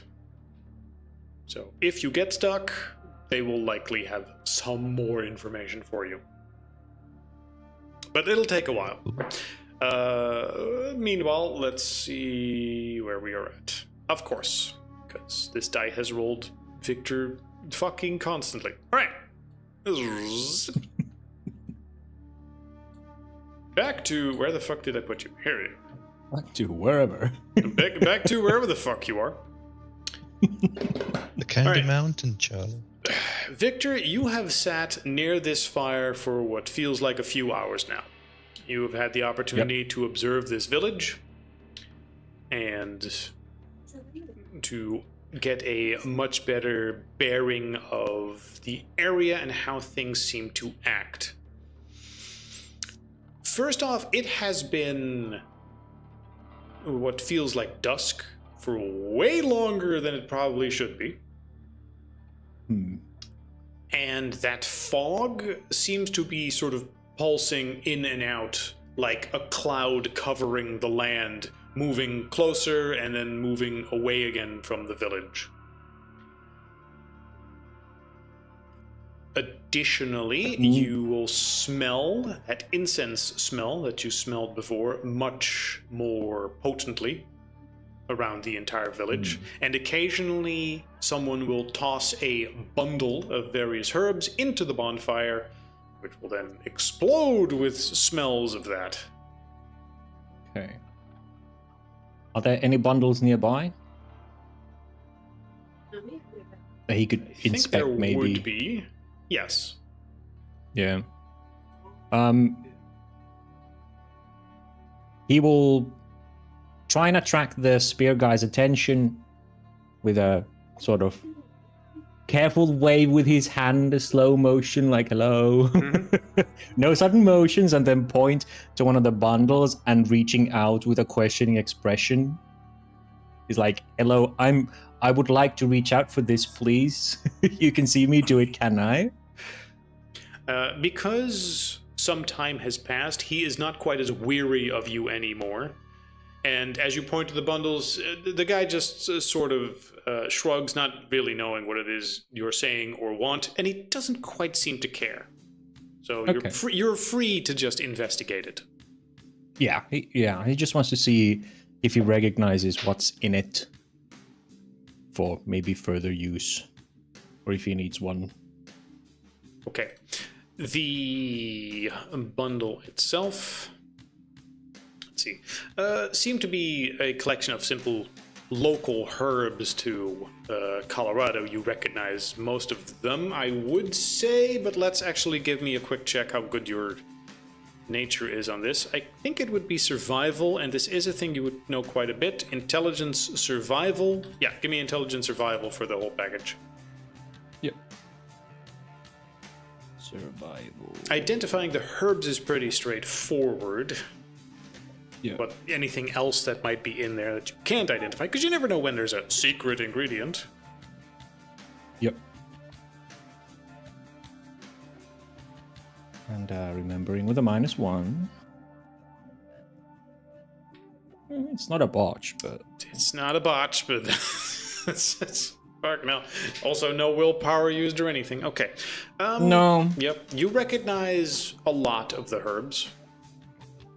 Many of them are quite common. You don't recognize all of them. And however else, things they may or may not have done to them. You notice that when they toss it in the fire, the smoke is quite of a black and green hue as it sort of spreads through the area. And you will notice, as you're sort of observing it anyway, that the smoke spreads out around the village and seems to push back against the mist, which is then pushed away a bit. Okay. Is he the one with the pouch, or was one of the other ones? Is the spear guy the ones with the pouch? No, he does not have your pouch. Okay. Okay. What kind of a floor is it? Is it dirt, hard packed rock, or rock? I believe it is hard packed dirt or stone. Okay. I mean, there's probably more than enough dirt just lying around if you want to draw in something, but... yeah, I was figuring he would... Not to mention charcoal. Oh, right. Yeah, he will reach for one, and then he will try and draw out... he will draw a rough shape of the pouch, and then an arrow out of the pouch, and then he will draw a rectangle, and then like he will draw the phone so that you can kind of see the screen with little pictures in the rectangle, and then from it sideways so that he can kind of draw as if light is coming out, and then point to himself looking questioningly, trying to convey that, can I have that back from the bag? That is a big ask. Sure. It's a big ask. Give me... Fucking hell. You're trying to draw something and you're trying to communicate like 5 or 6 things at once. Yeah. I know it's a big thing, but... Give me dexterity expression as you're trying to draw something artsy. Across languages, DC 8. I don't expect you to succeed this, but we'll see. Of course, willpower is a thing. Yeah. So, willpower my drawing. No, I'm not. I'm not using willpower for this. For him to go, oh, I understand you perfectly. No. Yeah, no, I'm not using willpower for this. I'm just... Oh, what? Full mod -1. Dexterity expression. Yeah, full modifier -1, DC 8. There we go. I don't know what went wrong, but... Yeah, no. At least it's not a botch. I didn't insult his mother, so...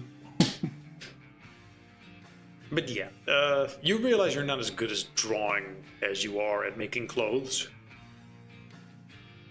Or conveying a complex concept through it. I mean, like, Yes. drawing is a part of clothing, but it's like, yeah, I don't even know if they know what an arrow is. Or what it signifies in pictures. I was like, oh, god damn it. Okay. Okay. After a while, after another few hours pass, now I need to...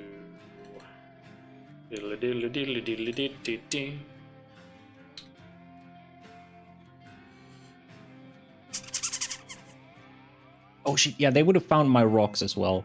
Your rocks? The ones that I used for the reading and stuff, but I'm not sure if that's important. Okay. It's like a pebbles in my pocket. I mean, why would you just have a bunch of pebbles in your pocket? Because that's that's what I was using to communicate with my patron. It's just a small bag of... Is it a bag of pebbles, or do you just keep some pebbles in your pocket? No, it was a handful of stuff, but he would have... Before he left, he would have picked them up, but they're just pebbles, so... I mean, you don't keep them just in your pocket, would you? You would keep them in a little pouch or something. No, he would have probably taken... Because he picks them locally from the area where we're from. Oh, okay. So. Well, I mean, if you pat a guy down and you reach into his pocket and there's a gun and some pebbles and a stick, then you just throw some of the stuff on the ground and go, well, that's fucking nothing, and then you take the gun. Yeah. So, yeah, no, they would have just discarded that. Yeah. Like, what the fuck is this? Lint? Who gives a shit? Like, oh, the precious... his lint is a weapon. Like... True, fair point. So, no. But importantly... do you remember from last session the talk with the beardy guy? Yes. Okay. Was Victor there and paying attention? He would have been, yeah. Okay. Because it's part of our mission. How good is your memory for faces? Memory for faces. It depends. I mean... This is just a depends sort of in a club setting. I imagine remembering people who frequent clubs and stuff like that are important, but... Copy perception. I mean, I don't know. Alertness. I mean, I'm trying to think what exactly would count. And considering... Because there's a lot of people going all over the place. And all of a sudden, one of them, you sort of go, hold on, wait, do I know that person? No, she just looks like my grandma. What about that guy over there? No, it's not, it's no one. So, one of those to accurately identify someone, maybe or not. You know what, intuition's probably fair enough, but let's make the DC a little higher since you're just sitting here for an extended period of time. Give me perception, intuition, DC 7. And, because it's Victor, he would also be like, I can't be the first. There have been people missing in this place, so chance that they have picked someone else are not low. So he would probably kind of hope that over, maybe. What was it? DC 7? Perception, intuition, DC 7. Okay. I'll willpower this. He will try and hope and see that there is... or maybe he's just trying to find the old guy and go, my phone, please. Diddle-diddle-diddle-diddle. 2 successes. Willpower is 2 successes. Good. Yes. You will see in the crowd of people someone carrying a big bag of something or another through the village. You will see what to you looks like the somewhat worn but still recognizable face of the young kid that went missing a month or so ago, named Thomas. You recognize him and remember him from the missing persons poster that you saw. Okay. Not too loud, like not bellowing on top of his lungs, but he will kind of raise his tone a bit and go, "Yo, Thomas!" As he's trying to wave at the kid.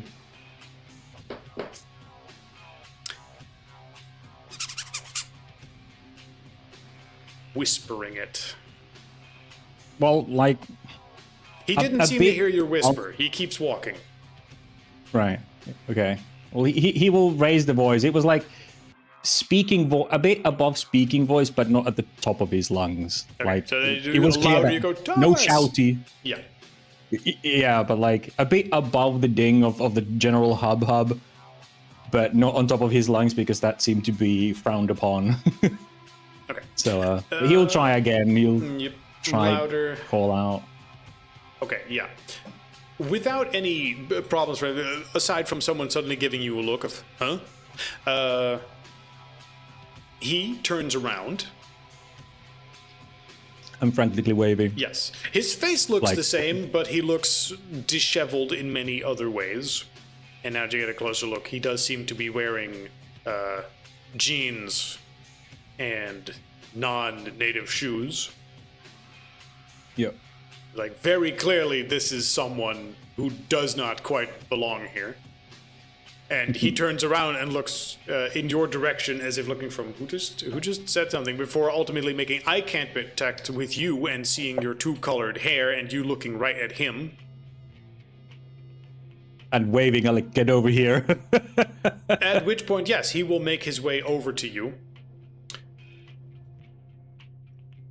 And he goes, he will briefly then go, hello? Oh, thank fuck, someone from the real modern time. And he will get tears. And I was like, oh my god. Do you speak their language? No! Fuck's I've sake. been making do with just improvising and sign language. Is it always this time of the day? What? He looks out and sees it. Like, no, sometimes it's more day than other times. This is a weird, confusing place. I don't does the know fog how I ever ended fuck up off? here. It's the fog. It's been getting worse. I think they're scared of it. Well, yeah. Worse. I mean, I guess they should be. I've seen some creepy stuff in there. Yeah, it's They're trying to fight like the things that are in there, but you should stay away from the fog. oh yeah, no, they had What something that happened to kept you? it- How did you get in here? Do you know how to get out?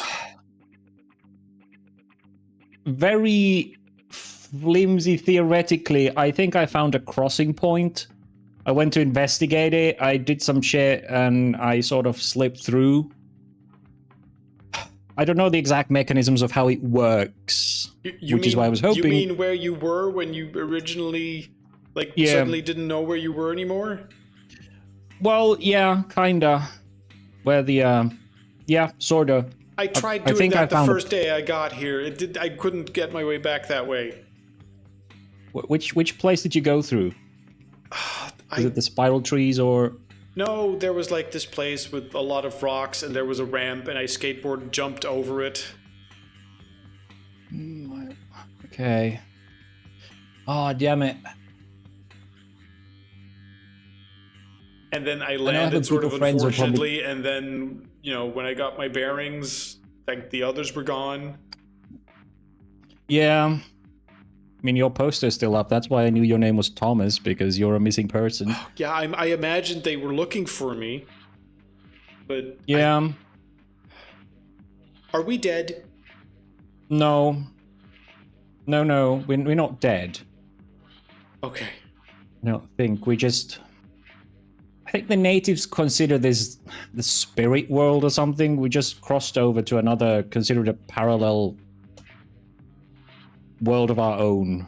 Well, what the fuck are we Getting supposed through, to however, do? isn't entirely... I'm not entirely sure. This is the first time I've actually managed to cross it. I've seen creatures from this place briefly, but have never actually managed to get through until now. Oh man, I'm sorry. Who are you, by the way? I'm Thomas. I'm Samuel Harris. A part of a small group of people who sort of... Okay. Samuel, they want me to haul the goods from one place to another. I think that's like the few things, and like digging for roots in certain areas that they insist on that I'm doing, and they get upset if I don't at least work some. Oh So yeah, no, I have to go go ahead. bring this over there, or they're gonna get mad, and then I don't get food. Sure, yeah. Okay. Just go ahead. Are you going to be here? Because you're Well, the only I person I, don't can know really what- talk to up to this point. I've tried communicating with the others a little bit, and I think I understand a few bits, but it doesn't make sense to me. Yeah, no, I mean, big spear guy here. I'm not sure if he lets me move yet.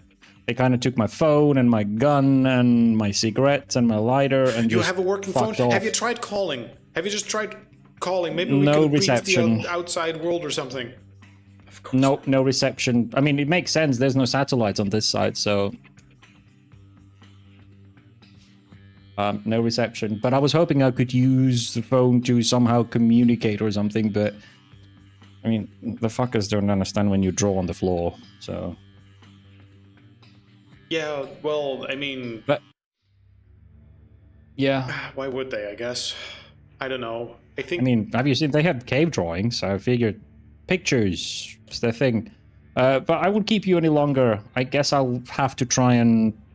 bully my guard into becoming a language teacher to at least learn some simple words. Okay. I thought briefly I could be like the cool guy and like, you know, show up in another world and dazzle them with my crazy power, you know, of skateboarding. And that didn't work. I thought I was like an isekai protagonist. Yeah, unless you can dispel the fog, I don't think... I mean, the bundles are cool. They use some sort of herbal concoction and probably a little bit of magic to keep the fog away, but they're this tense, and if you say the fog's getting worse, it's only probably a matter of time until it empowers this. One of the other ones in the back will yell, Blanque! And then the kid, Thomas, will turn around and then go, yeah, you're coming, and quickly pick the bag up and start going away. Sorry, I gotta go, they're calling me. No, it's cool. Victor makes a mental note, Blanque, probably pale face.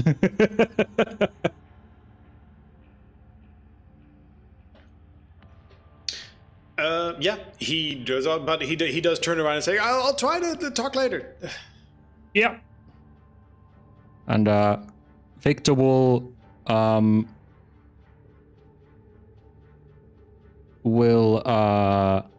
to the guard because who seems bored, and he will start asking simple words like pointing to the fire or drawing.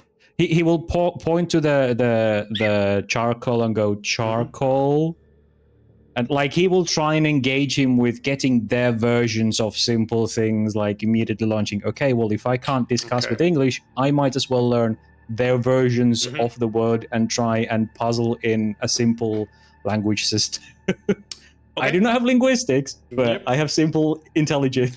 Well, it's some place to start. More importantly, you're trying to first communicate with this guy like, hey, would you mind teaching me some of this stuff? So give me manipulation empathy. Okay. DC 7 again. Oh, actually you also hurt. So that I'd naturally also make it a DC 7, wouldn't it? We keep forgetting you're hurt. Because I keep reducing a die every time, so... it just takes one die away. Yeah, it takes a die away. Alright, so yes, DC 7. Manipulation empathy. Yes. You should be able to get a success. Yep. DC 7...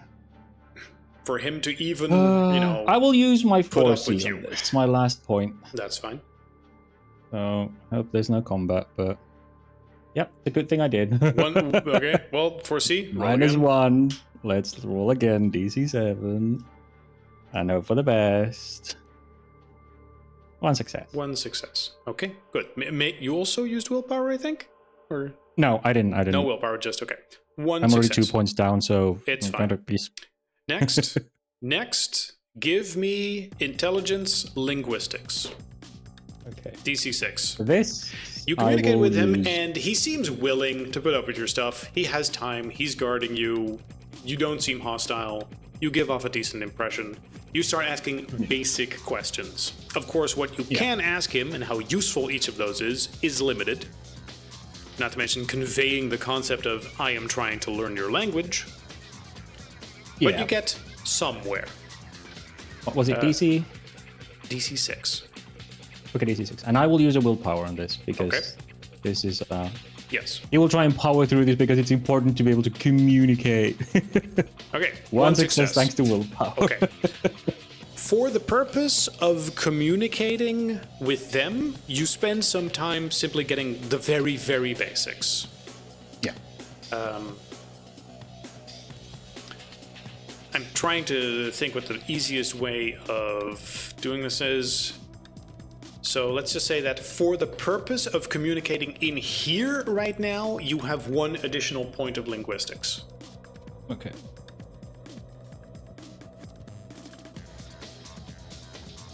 You certainly don't understand everything they're saying or trying to communicate constantly. Oh yeah, no, but it's just basic, like not You complex. spend some time but to like, get a very, very basic grasp of it. Yeah, Good. that's good.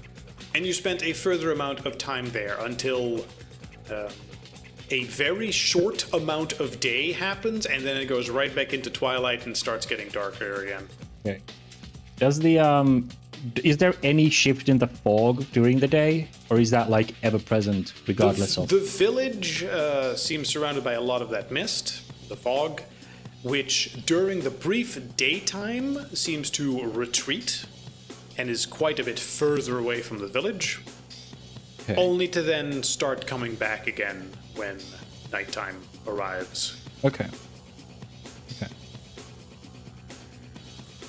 When daytime hits, and there is just daytime for a few hours, they seem to head out from the village to the surrounding area to gather things and work the fields and hunt.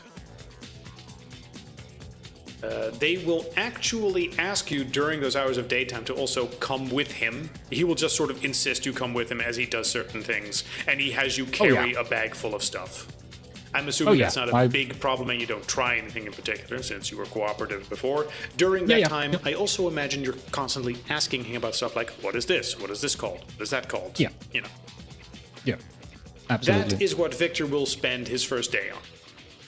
Before arriving back. Let's see. At the end of the first day, you are. Let's see, where are they? Pointed to a. It's not a hut. What is? What are those places called in Mesa Verde? Well, home, pit home. Yeah, homesteads. I don't know. Yeah, home? Question mark. Home, and thrown a blanket. Yep.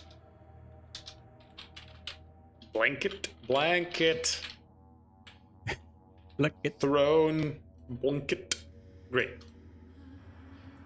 Meanwhile, you guys, you have spent a day trying your best with all sorts of various tidbits. Everything points to the same thing. Just no fucking trace. And also, he doesn't seem to be the first person to disappear like that, but you sort of already knew that. Additionally, you have called the Arcanum. There's no clear indication of when exactly they might give you additional information. Of course, there might be other places you can find something, and who knows, maybe now that you have a whole bunch of facts, something in your head suddenly says, what if this? Yeah, But what if we none of you burn really the prepared. trees that are in a circle? What we what? What if Currently- we burn down the trees that are in a weird shape? I don't know, Peter. What if you burned them down? We were supposed to keep the doorway open so that Victor could get back. Were you? Said who? I don't know. Discuss your plan, Peter Peck's Market. Serious question. Do you expect that Victor can actually get back on himself? Sure, he's just so interested in whatever he's, stumbled upon. He just, explores there. I don't know. We could try going after, but how? Do we just stand Same here? spot where he disappeared, the same time. at night. Well, that's the best shot I have, at least. Yeah, definitely. Okay, let's get armored. Let's get all our weapons. Maybe somebody should stay outside. If it goes to shit, to like get help from the librarians, and like I don't know. What do you think? It's a good I'm shot. bad at just waiting for other people to do everything. Yeah, sure. Okay. So during the night, well, hold on. Marcus had a suggestion. Pex also had a suggestion. Peter, you're the tiebreaker. Which idea do you go with? Not burn it down. Let's go there. Yeah, let's try to get in All right. to the same place. So all three of you gear up fully. Yeah. And then when nighttime hits, around the same time, you think Victor disappeared, you make your way to these spiral trees. If possible, like let's get as much water at least. Like we don't know where we end up. Maybe it's a fucking desert or something. So if we have time, we can basically like go for shopping, like go to a nearby grocery store or stuff like that. Well, you spent all day investigating the various leads. I guess there were probably stores for tourists in the area. I say that, but would there be? I mean, I don't think there would be grocery stores, but at the very least, like tourist traps, right? Overlooks. Yeah. Oh yeah, here we go. Roadside fried bread. Yay! There's something very wrong with the sign Indian food. yeah. But like Marcus would like to have like a full like canteens, like let's say at least 4 liters of water with him when we like step through if it happens. I mean, I saw public restrooms earlier. I have to imagine that there's also just, tap water available there. Yeah. So that's probably not a big deal. Yeah, Marcus can do a short drive and get what people want. Like, again, car was left outside the park, but still, I see no problem with you guys getting that. So let's just say that instead of gasoline, Pex is now carrying 2 canteens full of water. I'm okay with 1 canteen of gasoline still. one gasoline, one water. One of each. Don't mix them up. Okay, yeah. But more importantly, with that in hand, that night, let's just say it's the same night, day 1, or night 2 technically, depending on how we're counting. One night after disappearance. You guys make your way to that same place. You think Victor disappeared. 1 hour before, like who knows what kind of weird mathematical, astrophysical shifts can happen. I don't know. But let's be at least 1 hour before that message was sent. Yeah. You go there and you guys sit around. Marcus is gonna like draw some hunter signs on this place. Mm-hmm. Okay. Like basically stuff that like there's something like paranormal in here, portal to somewhere, people getting missing, and then that we are stepping through. Yeah. Well, because too much metagaming, like we are investigating. Yeah. So that's fair. That's what that sort of stuff is for. So that when the next characters come here, they can look and go, "Whoops, something was here." And I'm gonna like just script the date, which is today, and the time of the day. Stuff into the dirt. Okay. Yeah. Meanwhile, Peter Pex, would you mind giving me perception awareness? DC 7. as you look around the place and once again go over all the markings and whatnot that that you've been going over before. Anders, I don't know if you're capable of rolling or not. It's possible. Oh god damn it, I'm muted again. Can I use my discern to try and lower the DC back to 6? Take this, Mama. Sure, I'll roll your. Matthias, we're hearing you. I'm muted. I'm not muted. Oh god damn it! Come on, what the fuck? Okay. Yeah, some trouble getting Doc to go out with the microphone. I squint my eyes and then I double squint my eyes with the difficulty 7. You squint your eyes. You again. There we go. That seems about right. Just 6. That's unfortunate, but yeah.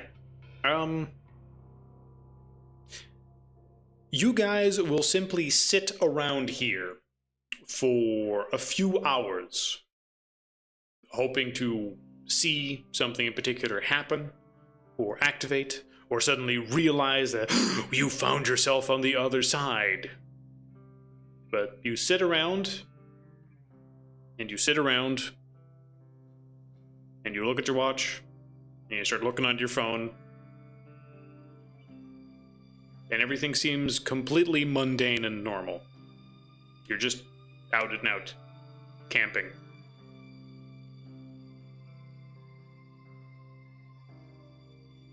And nothing happens, and several hours pass. Whatever it is you were expecting to happen exactly doesn't seem to be happening. Also, you guys are not on the phone anymore.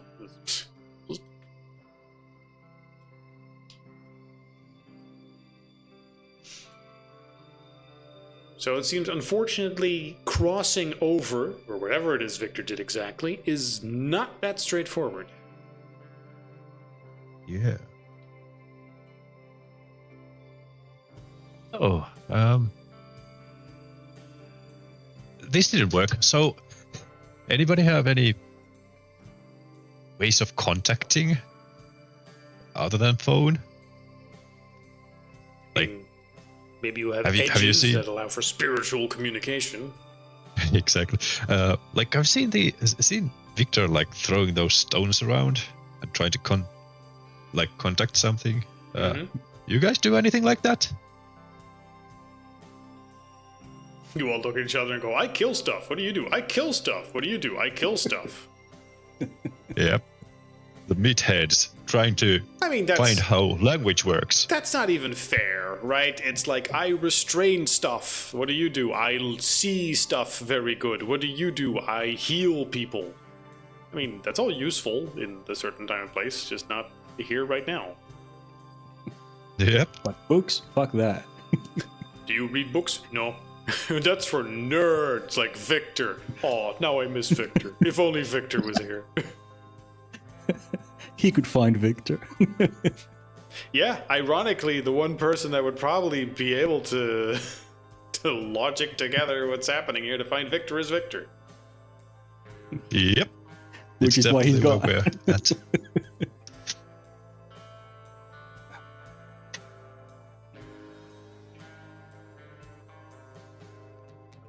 Oh, he had left behind some sort of notes. But he didn't. Well, like, okay. Say he comes back. Like, we leave here. He comes back. How does he communicate to us? Because we can't be sure he has a phone. This is still a national park, so he probably knows his way and, can find his way to, the park rangers or anything and contact us through there, right? So we don't have to post here. We also don't have to, write a message. Mm-hmm. So, should we just go and do some actual, research or something? The word barely comes out of his mouth. Some actual research Yep. or something. the nerd stuff. We're gonna have That's to funny. Goes to the library, brings his gun, starts shooting books for experience points. Tell me how to do Okay. this book. One day I'm gonna play a game where that happens. Oh. Pex with the flamethrower. No, you gotta use AoE against these books. I'm gonna get They're so afraid of many fire. You the scare the XP. knowledge out of them. Yeah, no? Then there's just one guy sitting back and just leeching the XP via the party system. Marcus on the computer. I am researching books using computer.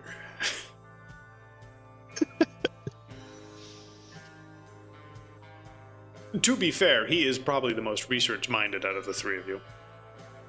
And just to answer the stupid question, fucking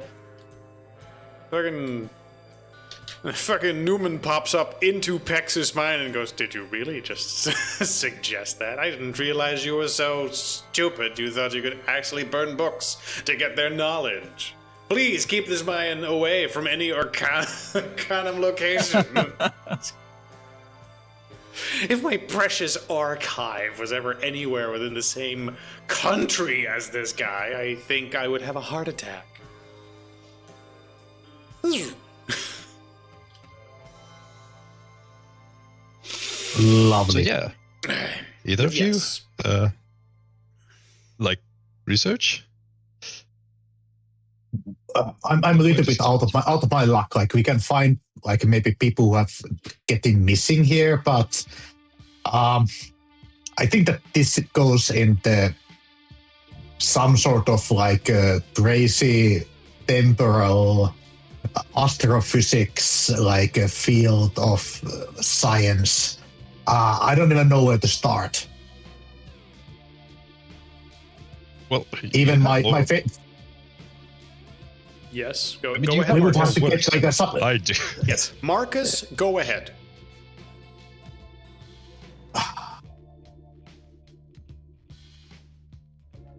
What was Peter's idea again? Like Peter, what was your idea? offline. Like Peter is like he wants to do something, but since we couldn't get through the portal, he's like, well, I've no idea what else to do, but we could leave, and he's not worried about like Victor surviving if he gets out back into the wilderness. Yeah. Because, he's pretty confident Victor can take care of himself and contact us somehow. The problem is us knowing nothing about this situation. All right. Okay. So basically, we would need somebody who is really into like a science and fringe science, to be fair. Crazy. Marcus is gonna try to find like a real scientist who is really into UFOs. That is something that realistically can be found. Yes.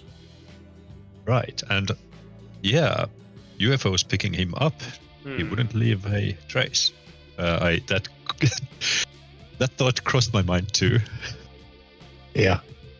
So Marcus is like a pretty like a rational in his thinking, like in this way. So like, and he's not like against like using people for our ends. So so basically what we're going to do is we are going to leave with the car, head back to our Airbnb where we have like a steady internet. We have like a power to charge our phones. We can get a good meal. Yes. Maybe a few beers, and then like let's start researching this. And Marcus wants to know that is there something special in that place? Marcus is using a Google Maps, and he's going to take the coordinates of those three places where we had the supernatural like wormhole dents. Yes. And also that what is the time? So we have 4 dimensions. We have the 3D dimensions and we have the 4th dimension. What is the time of the date? and like Marcus is just gonna like state it like if we find some crazy scientist that our friend just like disappeared out of thin air. Okay, I understand. First off, everyone, well, the three of you are going back to the Airbnb, right? You have concluded, well, this isn't fucking working. Yes. You gather what information you have, and then you plan to go. Pex, what did you have? I mean, I've probably wanted to try and... No, never mind. I'll take it back. Nothing. Don't burn anything. I'm not against it that like if one of us like begs like wants to stay behind and like just basically view the place. That maybe the timing is different. Like the Earth is like a circling around Sun. The Moon is circling around Earth. The galaxies are like circling around other galaxies and whatever. So the timing can switch if it's something really weird. I mean, yeah, you take notes of all sorts of things, but aside from the fact that it's close to a full moon, there's nothing really that sticks out as a pattern. Yeah.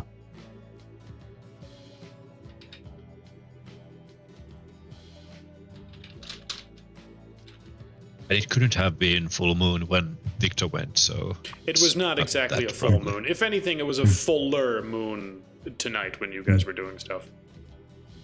How about if the trigger is something that like Victor has or something that Victor would have done? Can you think of something that he had? Did he have something from our previous misadventures? Something like not natural? Would he have tried some ritual magic spell, incantation, maybe that unholy song from the cursed like a piano or something like that? Like, can you think of anything that he might have attempted with Marcus, would you mind giving me a perception and awareness, just to sort of round up that all three of you would have had a chance for this particular thing? And we'll consider this as being just before you guys pack up and leave. 2 successes. 2 successes. That's really good.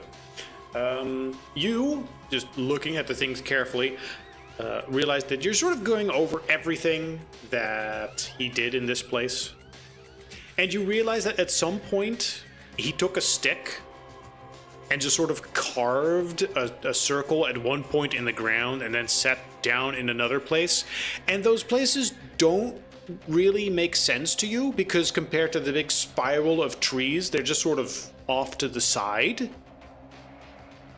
Like, it doesn't quite align.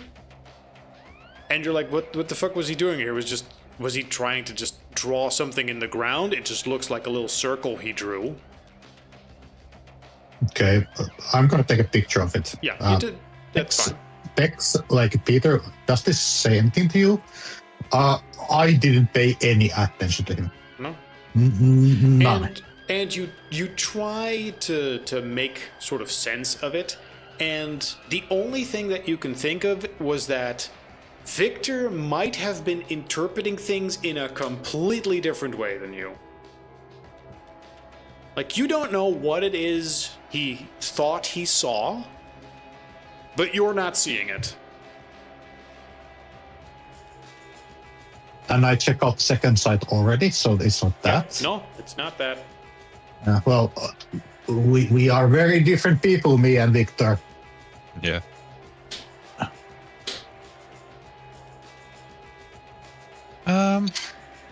Yeah, I don't know.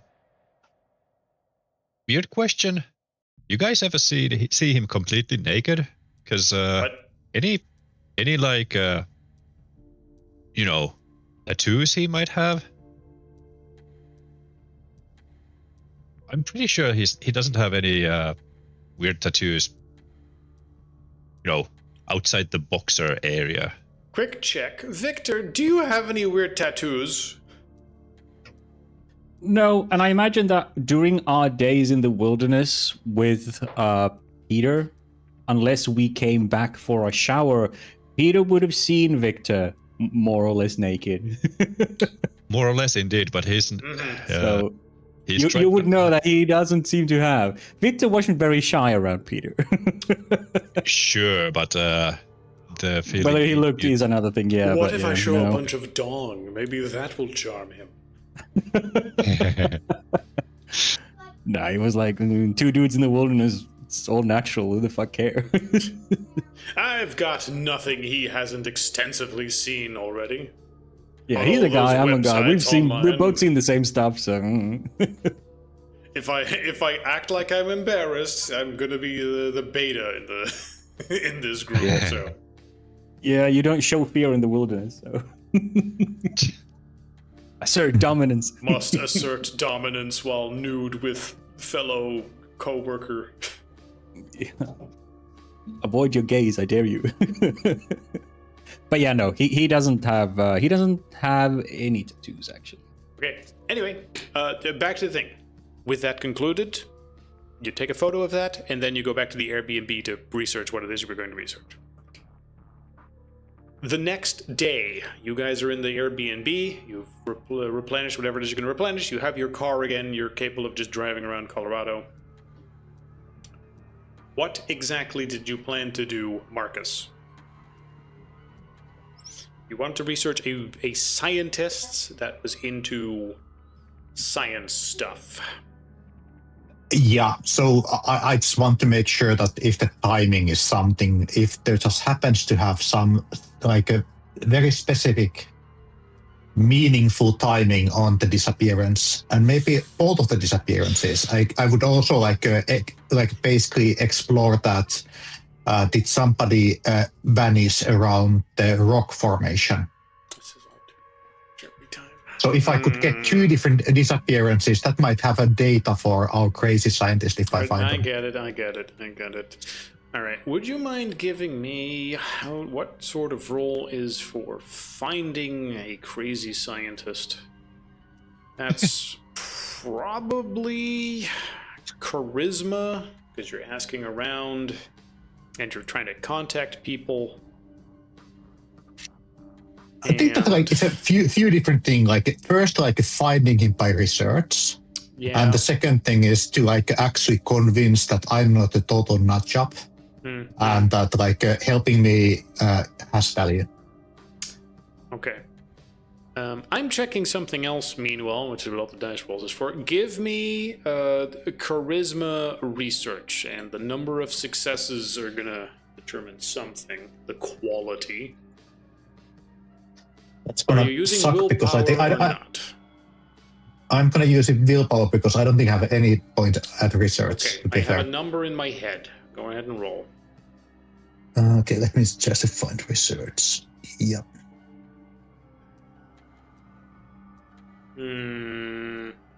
It's gonna four. Oh my god, 4 successes. Okay. Alright, okay. Give me one moment to pace back and forth. How the fuck do you want to do this? Sounds good because I need to buy a break. Oh, me too. Okay, let me think.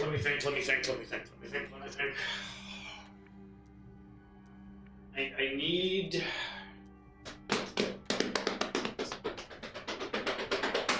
How do we fucking decide this? So how long are you guys planning on investigating some book knowledge when we have a friend missing? What else are we supposed to do? We couldn't get in. Keep trying.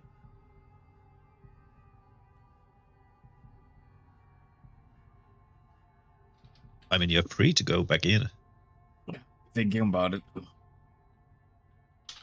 What was the guy's name that we questioned earlier?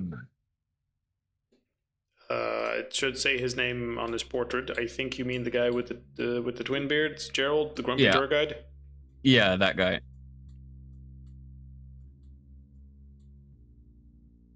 I might just call the guy.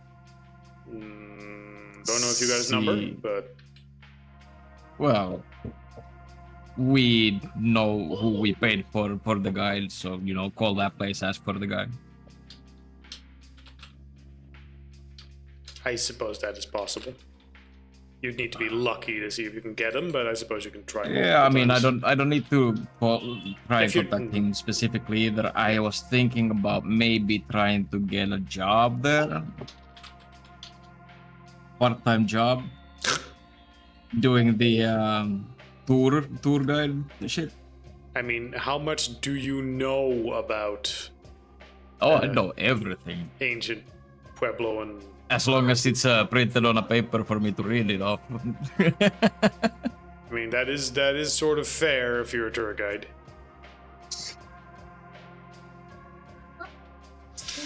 Why are you making research when you could make money?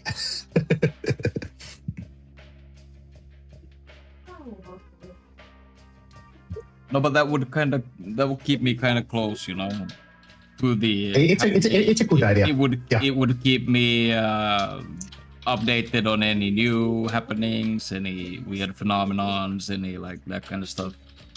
Yeah. That sounds good. Would you like me to help you creating a full CV?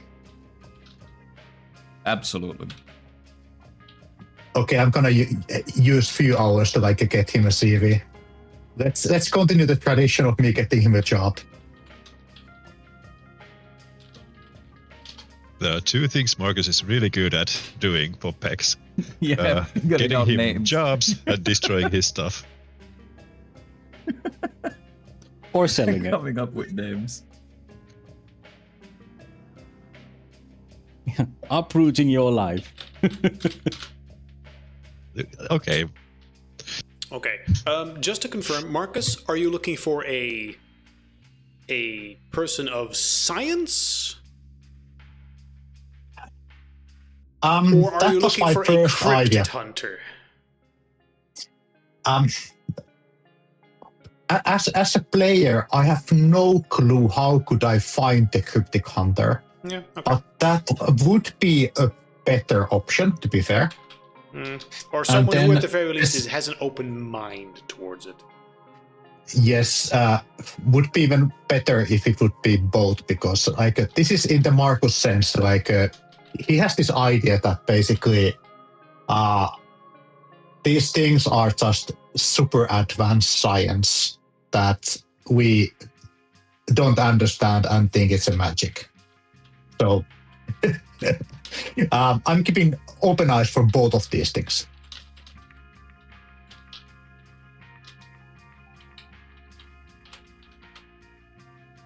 But if you find a possible cryptic hunter, Marcus would be very skeptical about him.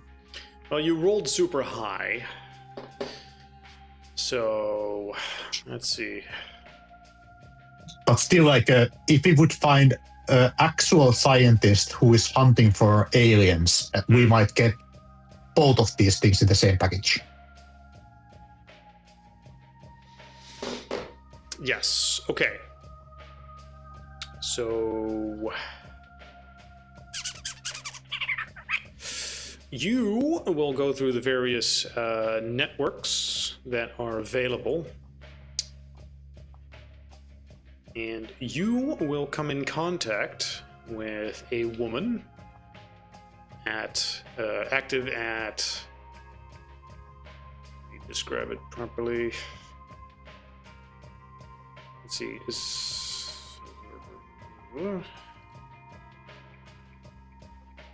Because I want to describe it in a way that doesn't give away too much, but makes it make sense.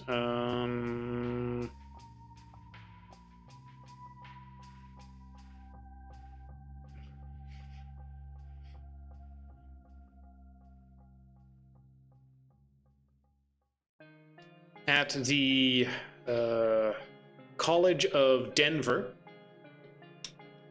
you will have the contact information of someone called Dr. Anya Sharma. I will put the thing.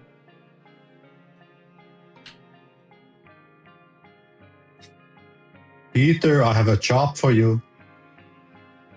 Uh-oh.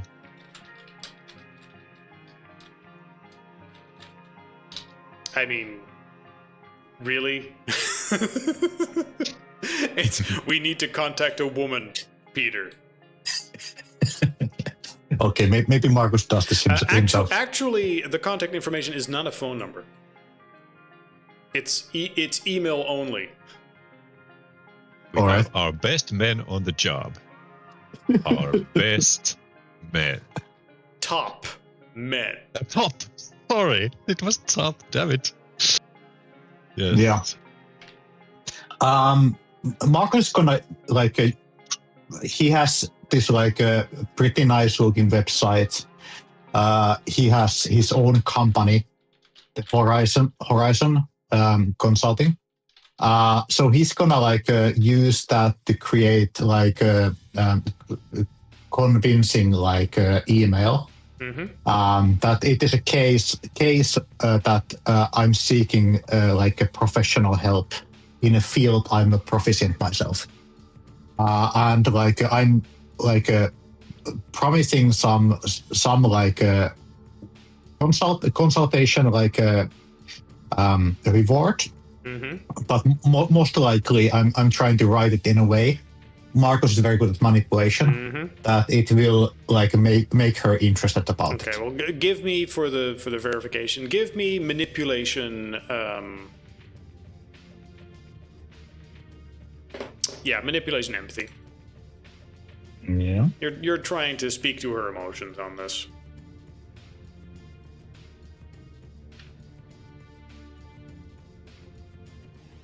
Time to fail. Time to fail. Time to fail. 1, 1, 4, 4, 10. Okay, so I failed. Well, it was a good idea. Okay. It was. Should I let Peter to do the email? You will quickly just get an automatic reply that says, we do not accept solicitations from fraudulent companies. Please, please refrain from spamming the University of Denver with messages that do not originate from an actual trustworthy company. We have extensive firewalls in place specifically to prevent this sort of thing. Do not waste our time, thank you. Okay, I'm gonna call the Denver University office, some secretary, some coordinator, somebody somewhat, and try to get the actually professor's phone number. Okay, give me another manipulation. Empathy. Okay. You're trying to talk to the various people at the university to contact the doctor. Yep, Mark's not gonna give up so easily. 2 success. 2. You will be informed that she actually stopped using a phone quite a while ago. And, I mean, she has a phone number technically, but we don't even know it. All we have is her email address. How about snail mail? I mean, I suppose I could give her a physical letter if you mailed it to the university, yes. I was hoping that I could put a quick. There is at least in Finland like a quick express, it will reach in one day, something like that. That's priority. Possible, I suppose. Yes, that would probably exist. Yeah. I mean, if more than anything, you could probably just drive over to the university yourself.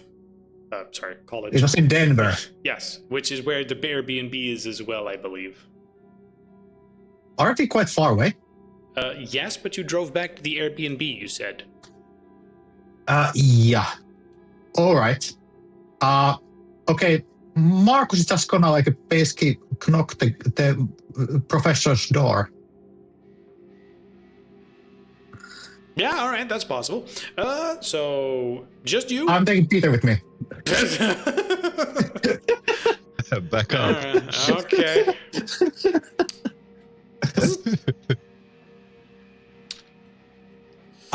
Before that, Marcus is going to basically do like graphics on his computer about what he saw with the second sight,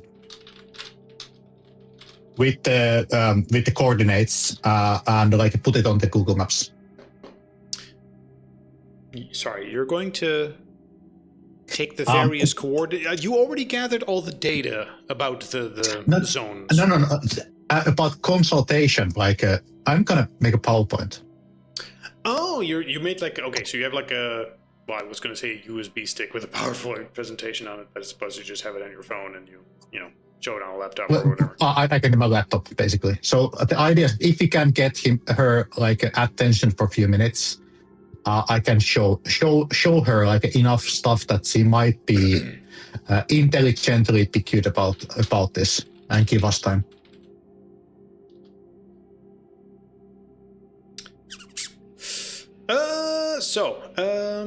Yep, you go to the Denver College, the computer science building, and there in actually one of the deeper sub-basements is a otherwise fairly neglected area. Several large power cables lead from outlets of network and power cables into a space that seems like it was previously some sort of boiler room. Okay.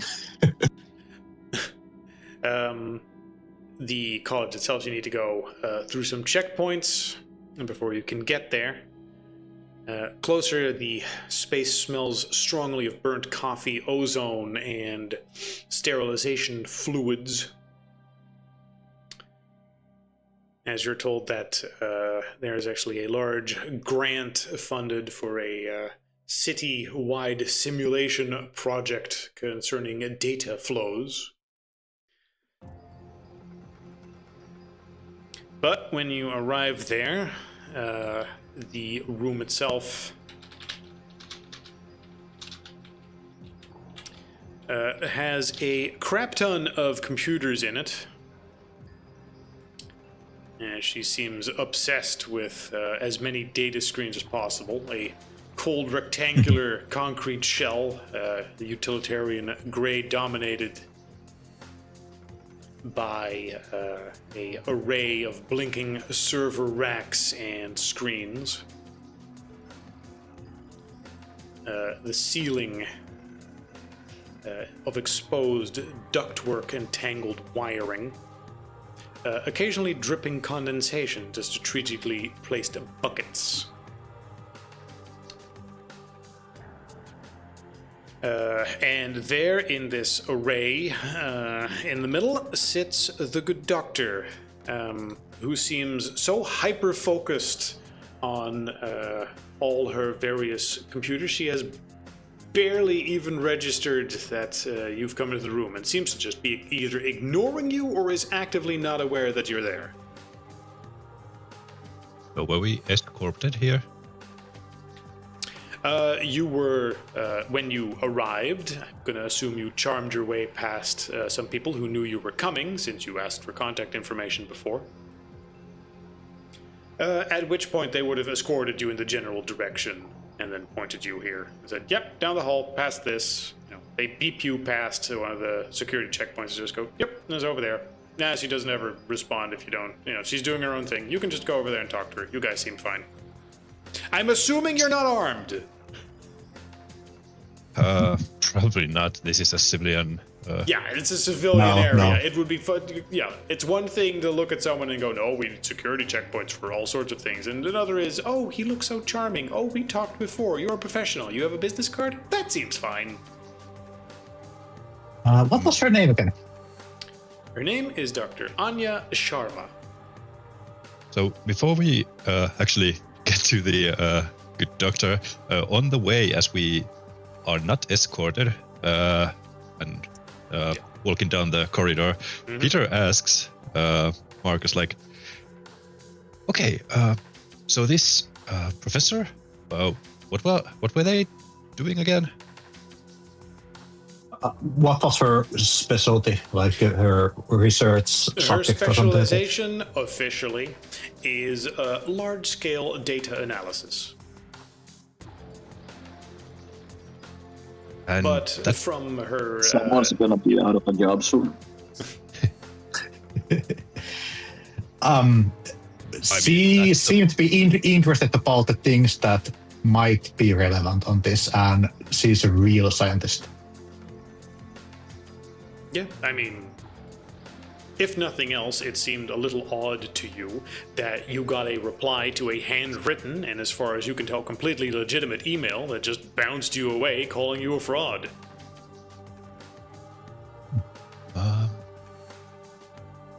Okay, so this is tech stuff, so probably you have to be the person to actually talk about the actual business she's into. But anyway, Yes. I'm just wondering what are how we coming to this? Do we just blast her with information, or let's not go the Victor way, right? He's away for a reason, isn't he? I was kind of hoping that I could pique her interest about that our friend just disappeared, and kind of it's like a closed door mystery that we have that he cannot just be away, gone like this. And it seems that he's interested about aliens, so my idea was to hint on that direction, something not understood, super science could be involved. Okay. What is your idea? No, I'm just making sure, because I think you're a bit more level-headed guy. So yeah, that's good.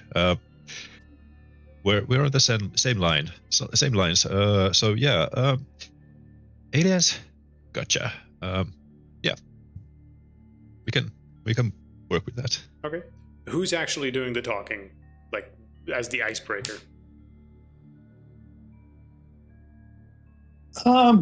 Did I get any idea about her romantic life? No, not a thing. Not a thing. Just maybe I will. Yeah.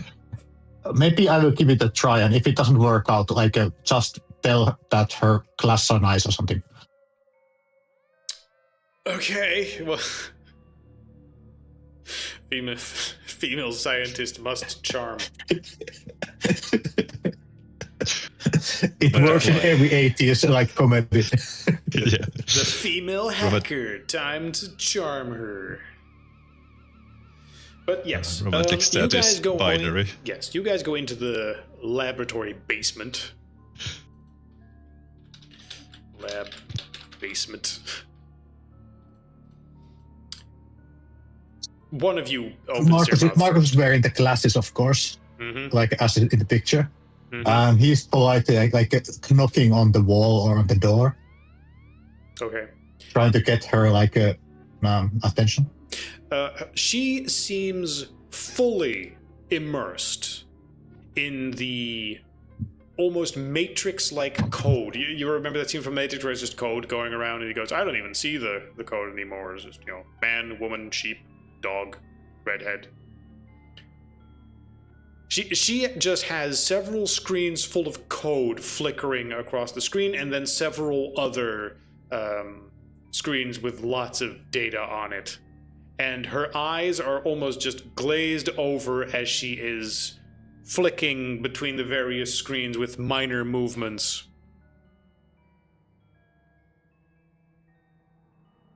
Is there anything on the screen that I could actually recognize and use a conversation starter? One of them seems like a map of the city.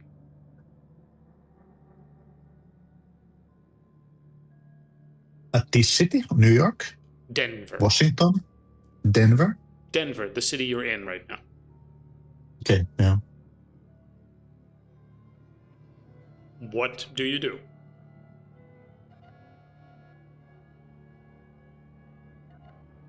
Once, I'm 5, just 4, 3. knocking again on the door, like a bit louder. Mm-hmm. Okay. And Politely announcing yourself. Let's yes, like I will give her some time to basically finish. Okay. If there's something super important she needs to just finish up in a few seconds.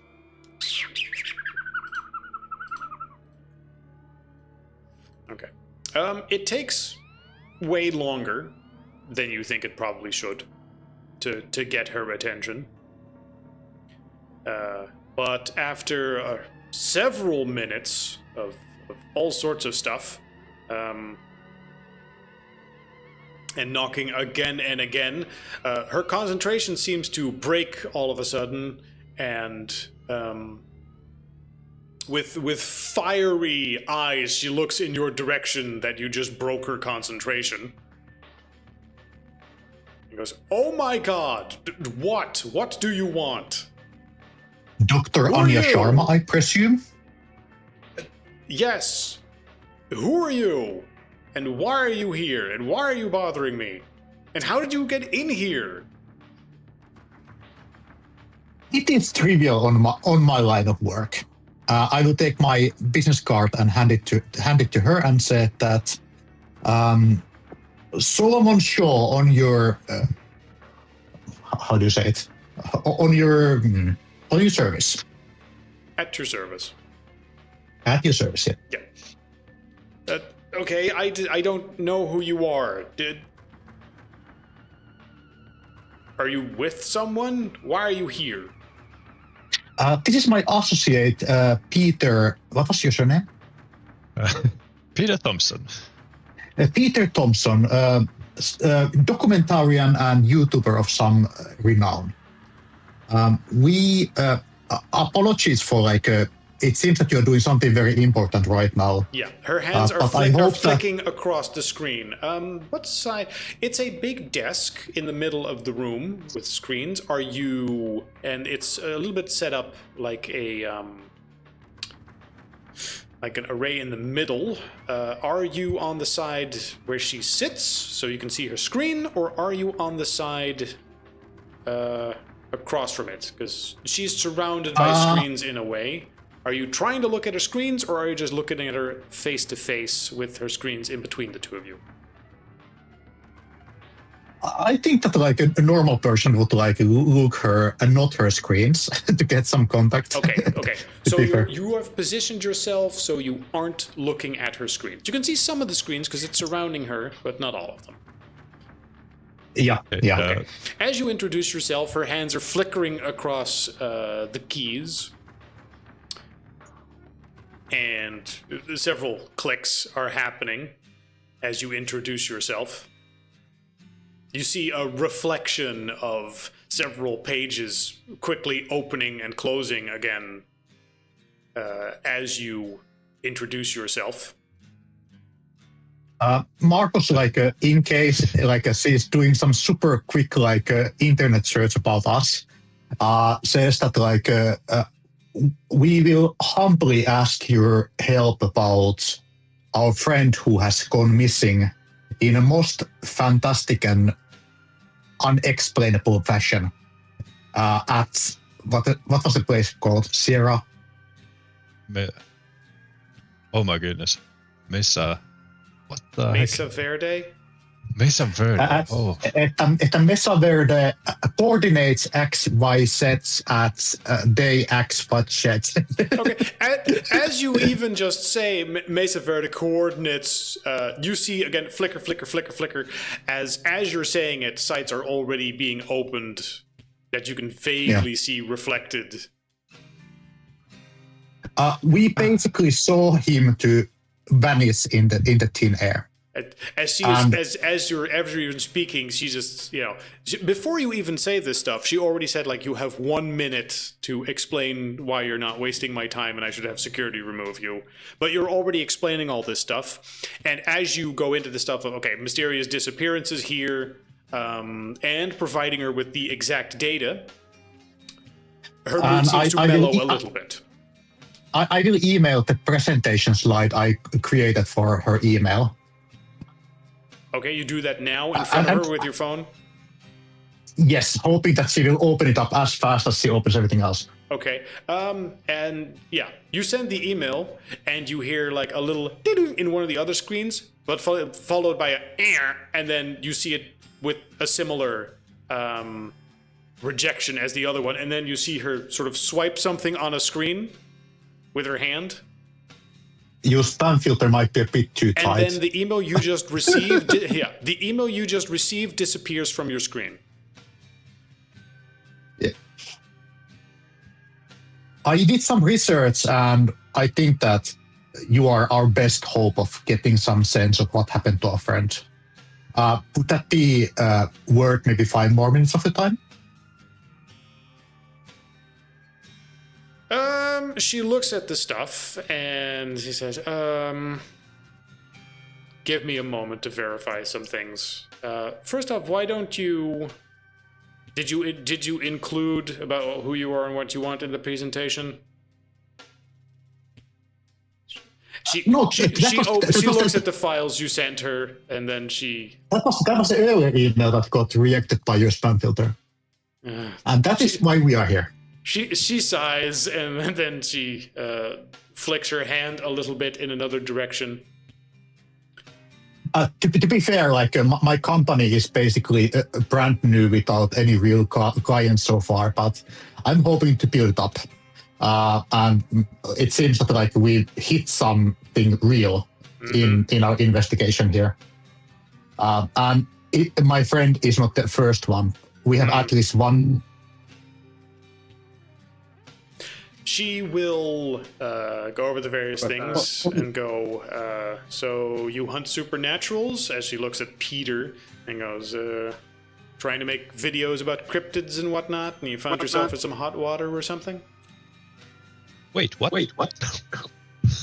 Someone's echoing. That was me. Not anymore. Okay. So what? Peter looks genuinely shocked at how much he already knows within minutes. Marcus like nods at like Peter and says that she's good.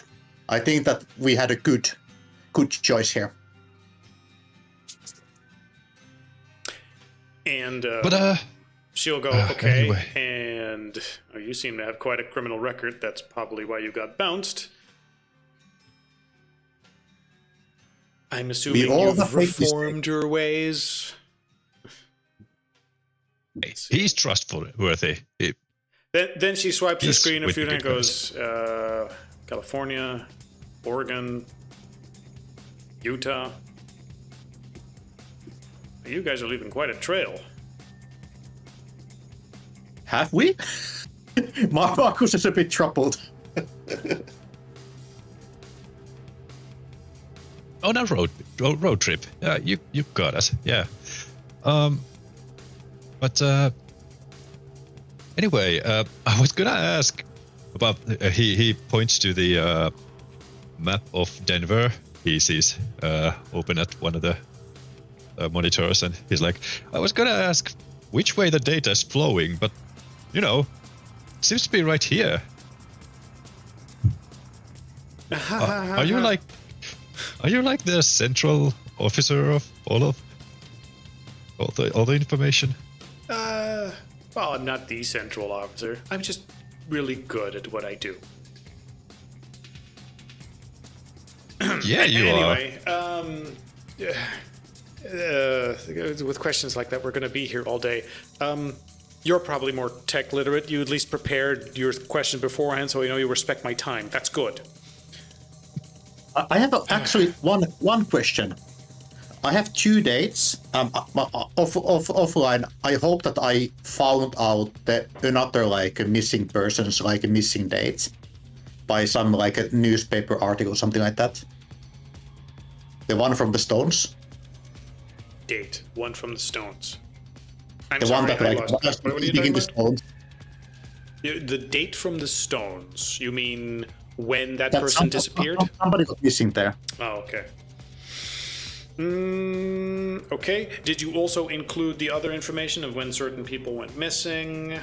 Yes, and like I think Marcus is not like a scientist, but he's like he read enough that you need more than one data point for any analyzing. Okay. You give her the data point of that you yourself got from you were at the Pyramid of Stones, and then you figured out, hey, someone was here X days ago.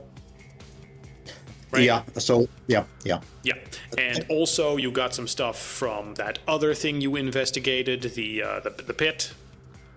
And you give her the time and date of that when you saw stuff from there. Okay. Then she will also quickly go over all that stuff and goes, well, it seems pretty obvious. My only question is that is there a formula or a pattern that we can follow up? Something that helps us to find our friend?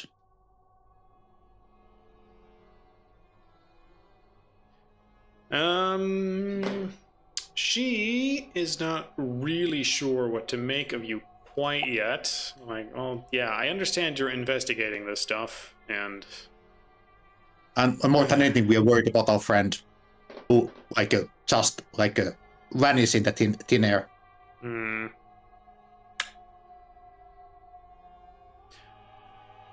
Why don't you tell me? Tell you what. Tell me something I don't know yet. Tell me about something interesting you've found on your little road trip. You're looking for, weird supernatural stuff by the looks of it. Why don't you tell me what you've actually found, if anything? I will share looks with Peter.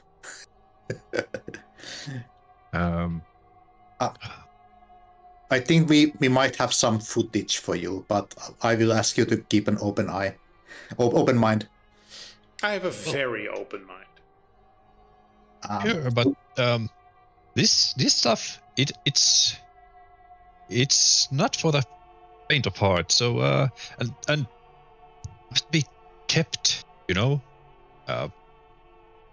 from the eyes of civilians.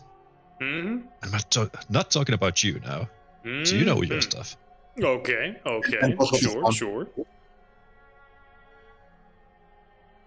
All right, yeah. So show me. Well, let's see. We have the house that tried to eat us. We have the No. I don't want hearsay. I want something, video footage or something. Oh, this is out of character. I'm thinking out loud. Like we have. Oh, okay. Sorry.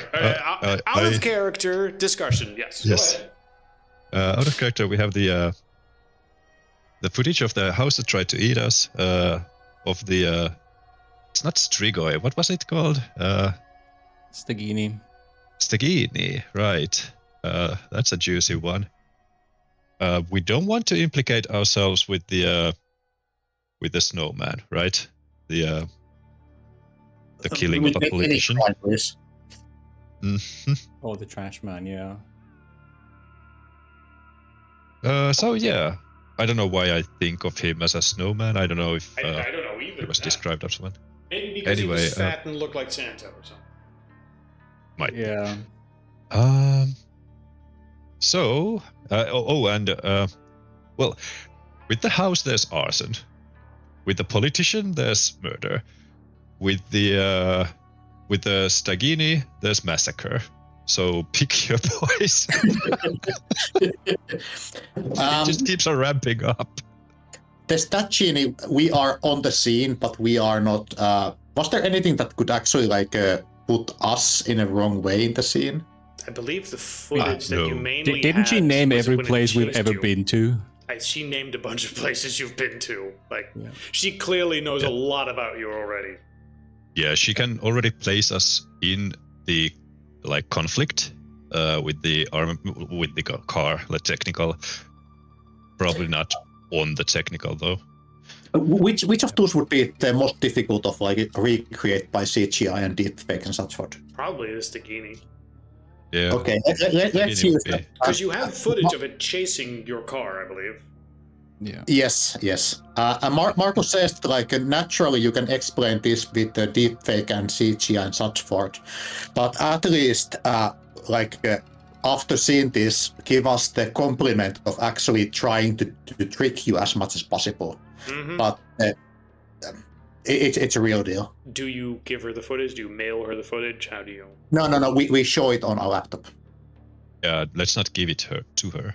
Yeah, we don't give it to her. No, I need to be able to look at that myself properly.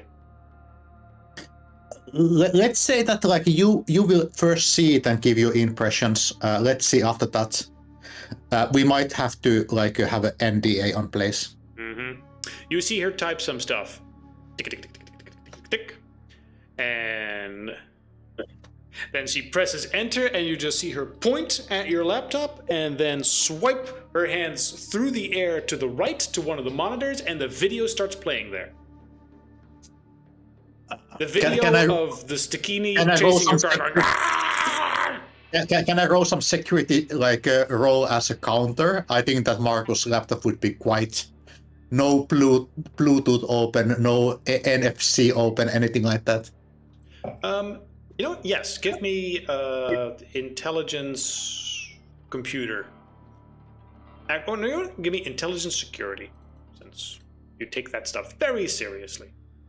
Yeah.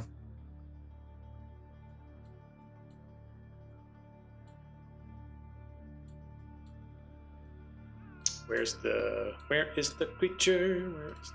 2 There ones. it is. 2 successes. You are absolutely certain that you closed all of that stuff. And after seeing her do that, you just check your laptop again, and all of that stuff is just set wide open. It even has a little pop-up that says transfer complete, and then it closes. Lady, either you are not paying fairly, or you have found some really crazy 0-day vulnerability. 0 day. Don't worry about it. She hand waves you away as she looks at the video.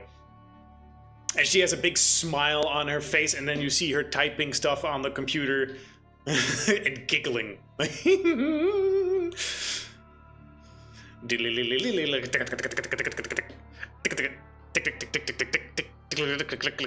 The rhythm is as if she's typing sentences rather than any sort of code. You think she's talking to someone right now about this stuff.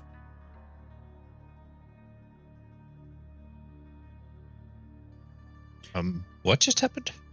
After a few moments of that, laughing and giggling, she goes, okay. It wasn't quite what I was expecting, but always happy to see some new data. Who did you send that file just now? Oh, don't worry about it. Just a friend who is also interested in No. this. It doesn't work like that. Don't worry about it. If we trust you, you need to trust us back. Otherwise, we are out. I'll give you one better. I will tell you what I can to help your friend. You've helped me, so let's see what I can do for you. And then she will tap a whole bunch. And goes, well, it's not quite my field, but I have someone who is familiar with spirit science and who... As she mumbles a few things, he goes, okay, first off, you guys are blessed, right? You're hunters, I believe the term is, colloquially. What do you know about hunters? Never heard of. Well, I know that for the last few decades, there has been a small sub-net dedicated by people that have felt a sort of blessing or calling and consider themselves hunters of the supernatural who experience a calling to track down and purge certain supernatural threats, right? That's you guys? Sounds mental. Give me a How have you- give me how a have you- manipulation empathy to try and bluff her. Simultaneously, Peter, what are you doing? How are you gotten all this information? I'm really Do you good just at use what the I do. internet for that? Huh. I'm not trying to even bluff because Peter's just fucking amazed how good this person Oh, I is. have a little bit of a gift when it comes to technology. For some Also, reason, he's pretty sure this person is actually a like heck witch in 3. disguise. 3, you keep your face completely straight and goes, I don't know what you're talking about. Meanwhile, Peter is like, oh my god, how do you know that?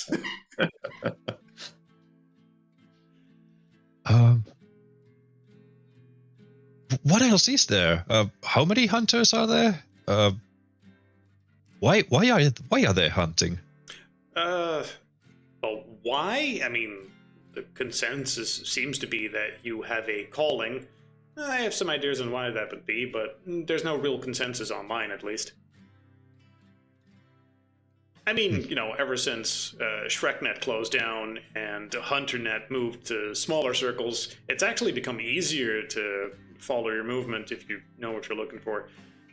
My recommendation, don't post your plans online or your speculation, because there's just no place for that anymore. Although, granted, some of the older websites got shut down. This isn't the point. What place? This isn't the What point. place would there be? What else is there than the internet? I mean, some of you actually made subreddits. Like, why? You are also aware, the two of you being hunters, that there are certain websites and popular forums where... Oh my god, stop fucking mentioning them. Where... other hunters periodically post. You have used this in the past to try and get hints or communication on, hey, does anyone know about XYZ? In a way that, you know, doesn't include normies.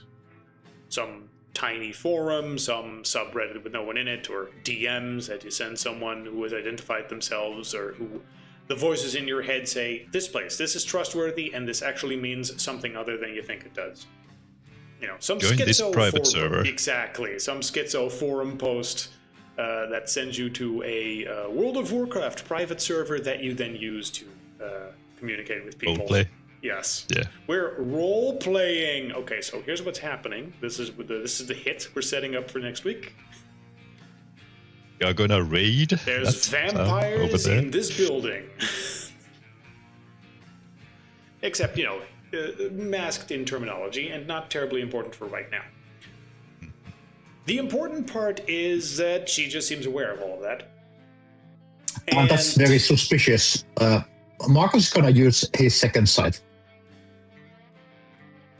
I was thinking the same, but you. Yes. beat me to- Tech wizard.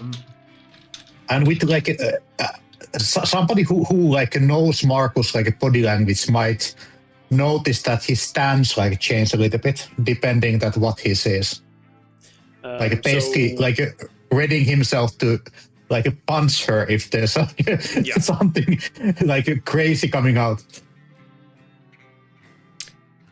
So, long story short, she doesn't look particularly different with your second sight. But all the computers around her are constantly flickering and shifting with all sorts of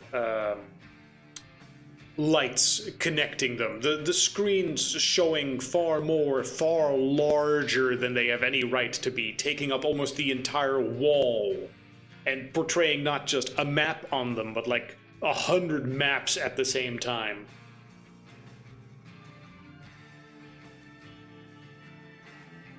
It seems that also you are more than the eyes see, dear doctor. Yep. But like I said, don't worry too much about it. We all have our specialities, and I trust, if this is correct, that you guys are actually trying to do, you know, the best you can. So you gave me something, so quid pro quo, I will see what I can do for you. we didn't lie to you. At least not much. Our friend is really missing and we are Believe it or worried not, about him. that surprises me. I'm used to people lying to my face. Let's see. Well, I'm so amazed. sit down. I She points to forgot how to some. understand She points to English. some crappy chairs, like in the corner. Like, all right, sit down. I guess I'll try to explain this best I can. Typing it up. Okay. This will take a moment. I'm gonna ask some people some questions. They can explain this stuff better than me. Okay. As long as they are trustworthy. Okay. You know I've that you can assembled cause a little lot of package trouble to us. information for you guys, and then you'll hear your phone go ding. You've got mail. The attachment is like 5 gigabytes big. I start opening it because fuck if I know how much 5 gigabytes is. I hope you trust Microsoft for this package. You don't have Wi-Fi here, so your entire internet bandwidth for the month is gonna get fucked by this package. Do you have Wi-Fi passport? Oh no, yeah, we're in US, so yeah. As soon as I see you're gonna get how a warning that slow says it warning. goes. This is too. Yeah, it's gonna start trying to download and just be fucking slow, and this will go. Okay, you can read that later, I guess. Yeah. Long story short, I cancel. Yep. I think your friend might have accidentally found himself shunted into the Umbra because right now the veil connecting the two has gotten a little weakened. I've actually been trying to. Yes, like the a moon? No, like the gauntlet. Okay, listen. This is why I gave you the file, because there's technical terms in there that I don't want to have to explain all the time. Okay. Do you have Wi-Fi? I would like to download right away. Who the fuck uses Wi-Fi anymore? Have you seen how expensive mobile data is? Okay, yes, I get that, but I do most of my Use things Starlink, wired. bro. Yeah, just there's better connection. Okay, hold on. And she grabs an old. She grabs a drawer and from it grabs a dust-covered modem and then moves a wire around and clicks that into that and goes, okay, passwords 1 2 3 4 5. Well, even I might need know to burn that's a this bad laptop after this. password. Yeah, I'm gonna plug my laptop on it. Okay. Might need to burn it later. Yeah. You quickly download that file. It is a large PowerPoint presentation linking to all sorts of videos and whatnot. Those take up most of the file space, but they include little diagrams and whatnot to try and explain stuff, which I'll have to show next time. But, I guess next time we'll start with that presentation that she sent you. As she explains, look, basically, it looks like someone or something has been going around the Colorado area poking holes in the veil. And that has resulted in the gauntlet being weakened and people occasionally falling through. Okay, I understand those terms don't mean anything yet. It's explained. Nope. It's explained in there. Very long story, very short. Someone or something is going around Colorado poking holes in reality, and I'm trying to find out who or what it is. And honestly, I don't quite understand why it's giving me such a hard time, since all the data points seem to line up to either the Denver area or the area around Mesa Verde National Park and maybe a few other national parks. Do you have a good way of finding these, like, breaches in the gauntlet? Because we kind of have the eyes for it. and I guess that we will offer our services in exchange that you will help us to find out our friend. You can see them? Yes. Okay. That's good. Only if we concentrate really, really hard. So we actually need to know where to look. Okay, tell you what. I am still trying to figure out exactly where this entity that's causing this exactly is. And any data is welcome. And if you're willing to help me with that, then yeah, I would definitely appreciate that. I mean, okay, I consider, most of this favor done with you giving me that video and me giving you some information. And honestly, please, I don't like being bothered, but you can maybe send me an email and I might have time for you at some point. But if you're willing to do me the favor of checking out one of these locations with your special eyes and telling me what you see, then I'll definitely owe you a favor. Okay. Just to warn you, I have a living rat of God in my head telling me what to do, and he really wants to know that what is your association for all of this. And he can be nasty. Don't worry too much about it. Marco's gonna put a bit of threat on this voice. All right, give me manipulation, intimidation. I'll take a more imposing stance too. Okay, then both of them are. Wait, are you? Okay, so you're trying to help. You're trying to help. Yeah, I'm trying to help. Yeah, because this is interesting. All right, DC 5. Roll. I'm gonna put one willpower on this. After this one, I'm You're really quite trying. spent. Okay, you're trying to tell her, hey, I have a voice in my head that tells me to kill the supernatural, and you are weird. Basically, I wasn't very fan of his attitude. He can accidentally put us in a fucking lot of danger. So I want her to be a little bit careful with us. Okay, well, first roll your thing. Did 3. you roll? 3 successes. 3 successes. Yeah. And you're not trying to intimidate her. No, I just want to make her to feel that we are in the business and we might be dangerous if overstepped. Okay, which is don't just use us as tools. Yes, or there might be a payback. But we might be good allies. Okay, she will take that remark in stride and go, all right, noted. I'll treat you well if you treat this seriously as well. Sounds fair.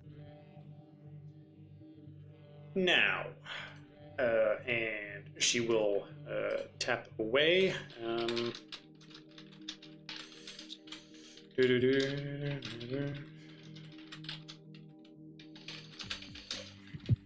Because I feel that somebody like Bruno might have already punched a hole in her at this point.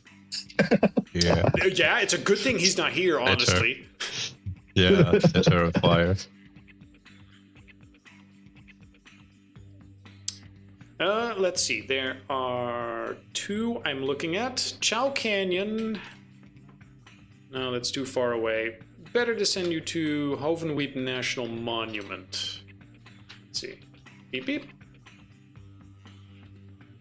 Where is this? Is this in the same fucking spot? That doesn't make sense. Where is it? Where is it? It is right on the border of Colorado, not too far away. What the fuck is Hovenweep? This is, okay, Hovenweep National Monument. And she says that, similar to Mesa Verde, not too far from there. Do you know There about this is actually Umbra? a pretty Is our big friend hole. actually safe there? Is it is there breathable air? Is there water that he can drink, a food he can drink? Is it a place of absolute terror or something like us, just a bit different? Just trying to find out that how goddamn fast do we need to get him out of there? She looks at you and sort of scratches her chin a little bit. Well, I mean, again, the presentation will explain a lot of this, but let's just say that faster is probably better. How lucky is your friend? Amazingly lucky so far. Yes. Then he should be okay. But yeah, faster is probably better. If this is happening, then who else knows what exactly is happening right now in detail? It's hard to say. But And if we are falling into this Umbra, is the possibility of something coming out of the Umbra to our world? And should we deal it quickly and fast? Is it something that shouldn't be here? Well, that's pretty hard to say. It's Are not they really actually humans living there? really my area of expertise. But if something comes out of it, yeah, generally you want to deal with that any way you can. Which I understand might be pretty limited. Actually, can I see your phone for a moment? That's scary.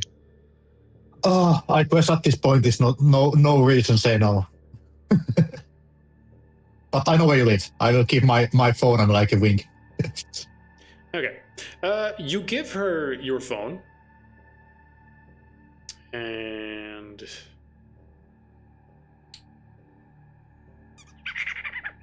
she'll go, you know what? I don't like this model.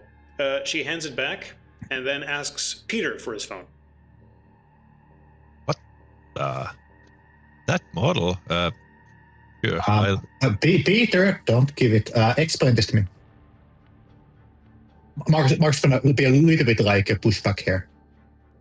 No, I need to like the right model, otherwise this toolkit I developed won't work.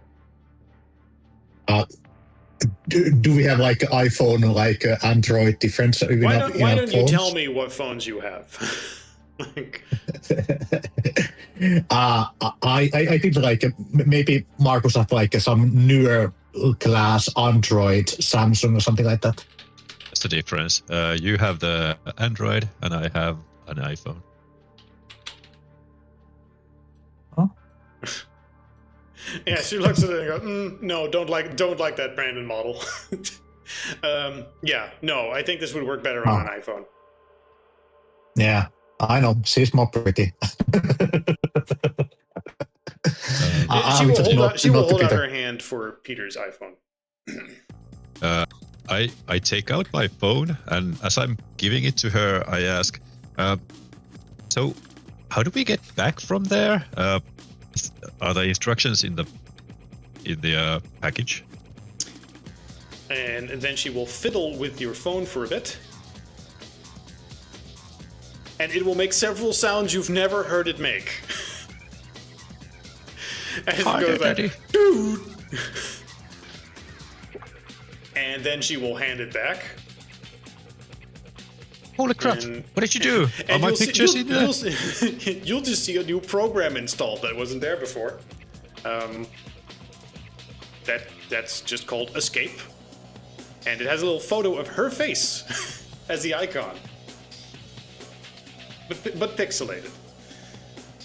And she says, if you absolutely get trapped in there, that should give you everything you need to get out.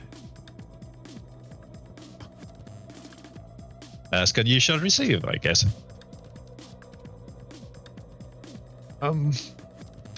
Hey, not that I'm religious or anything. No, don't worry about it.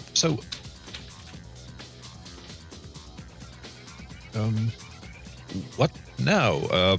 So we have your contact. We need to go because we need to get the guy out, and we'll be in touch. If you want to do me a favor and to help me identify the source of this faster, then yeah, go pay Hovenweep National Monument a visit. There should be a giant hole in reality similar to what you saw. And if you can identify it and somehow fix that, that would be swell. Okay, how far is it? It's really not that far. It's like right back on the corner of Utah. Like If you're in Denver and it's over here, and we were to, let me just get directions real quick from Denver. Yeah. There we go. All right, that's a 7-hour drive, or alternatively a 7-hour drive. So, yeah. We can get there today. Yeah. Let's do that. Okay.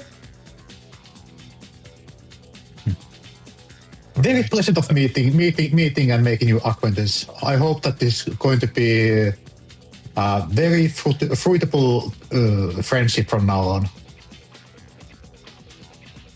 Yeah, Yes, speaking of which, how were you guys just able to walk in here? It's I a had all sorts of professional ticket. security in the way. Yeah, I think that you need to improve it. And Marcus walks out. Oh my god, is my physical security this bad? And she goes, and then as you leave, you'll actually hear her just have a brief panic attack too as she goes, oh my god, I talked to 2 guys.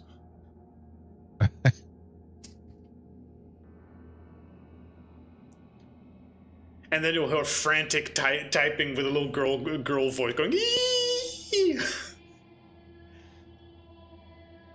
Oh my god, I talked to boys, no! And then the door will shut. That was previously left open and you were able to just walk into. Then a couple of moments of hyperventilation, then some retching, then just suddenly dashing into the lavatory to wash off the cooties. Good boy, cooties. But Yeah. Maybe let's wait till we get out of this whole place physically before we speak about this. Yeah. After we actually get out, like at least a couple of miles away, like I have no idea did that go well or not. I think we have an ally. I don't know, but like I was ready to kill her like in the middle of this. I hope you're right. Well, yeah. I mean, yeah. She. Where the hell did she take our information into? His whole computer system was totally unnatural. Like it wasn't like normal technology. It was something supernatural. Oh. But she was human. Oh, okay. Because I was wondering, because I've never seen like that movie. Like, what's it called? I can't remember. Anyway, that weird movie with the digital stuff. Anyway, that place had like those weird electrical veins going on and everything. And Matrix or something? Oh yeah, Matrix. That's right. Yeah, that's the one. I think if you called it Matrix in front of her, she would explode.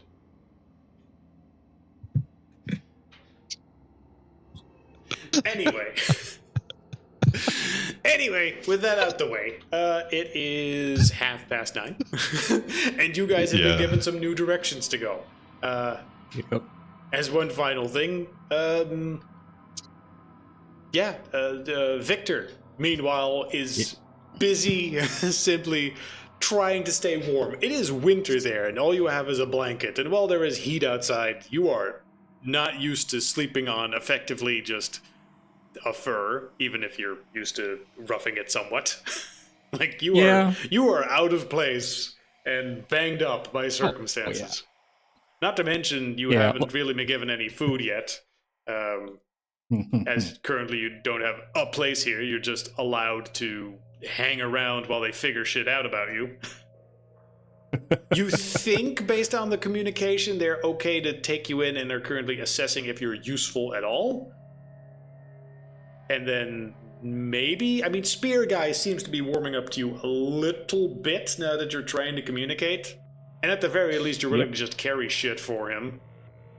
But he seems nervous about something in the fog.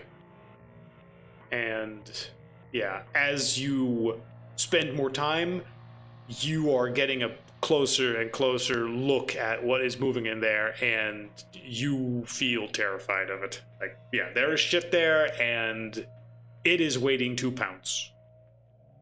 Right. So don't go out there. Getting caught was probably the best choice. Mhm. Yeah. Anyway, yeah, we'll leave it at that.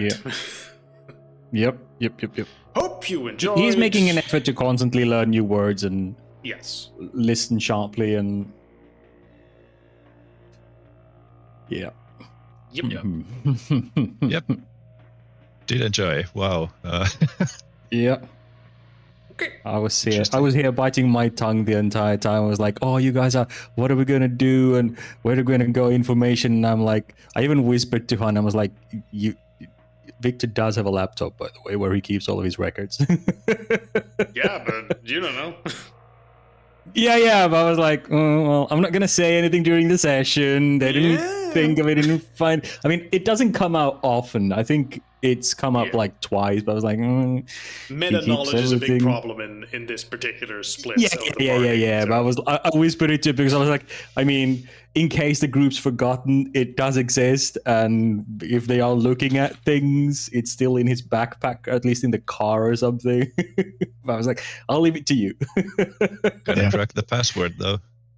I need to be careful because Gauntlet and Umbra are terms I know from the previous games. Yeah, I know. I mean, eventually, like I said, meta knowledge starts being a big problem right about now. But that's also why you're given the presentation, so some things can be brought above table. But hey, we're done with the session for now. I'm gonna stop streaming. Okay, bye. See you next time, everybody. Woo.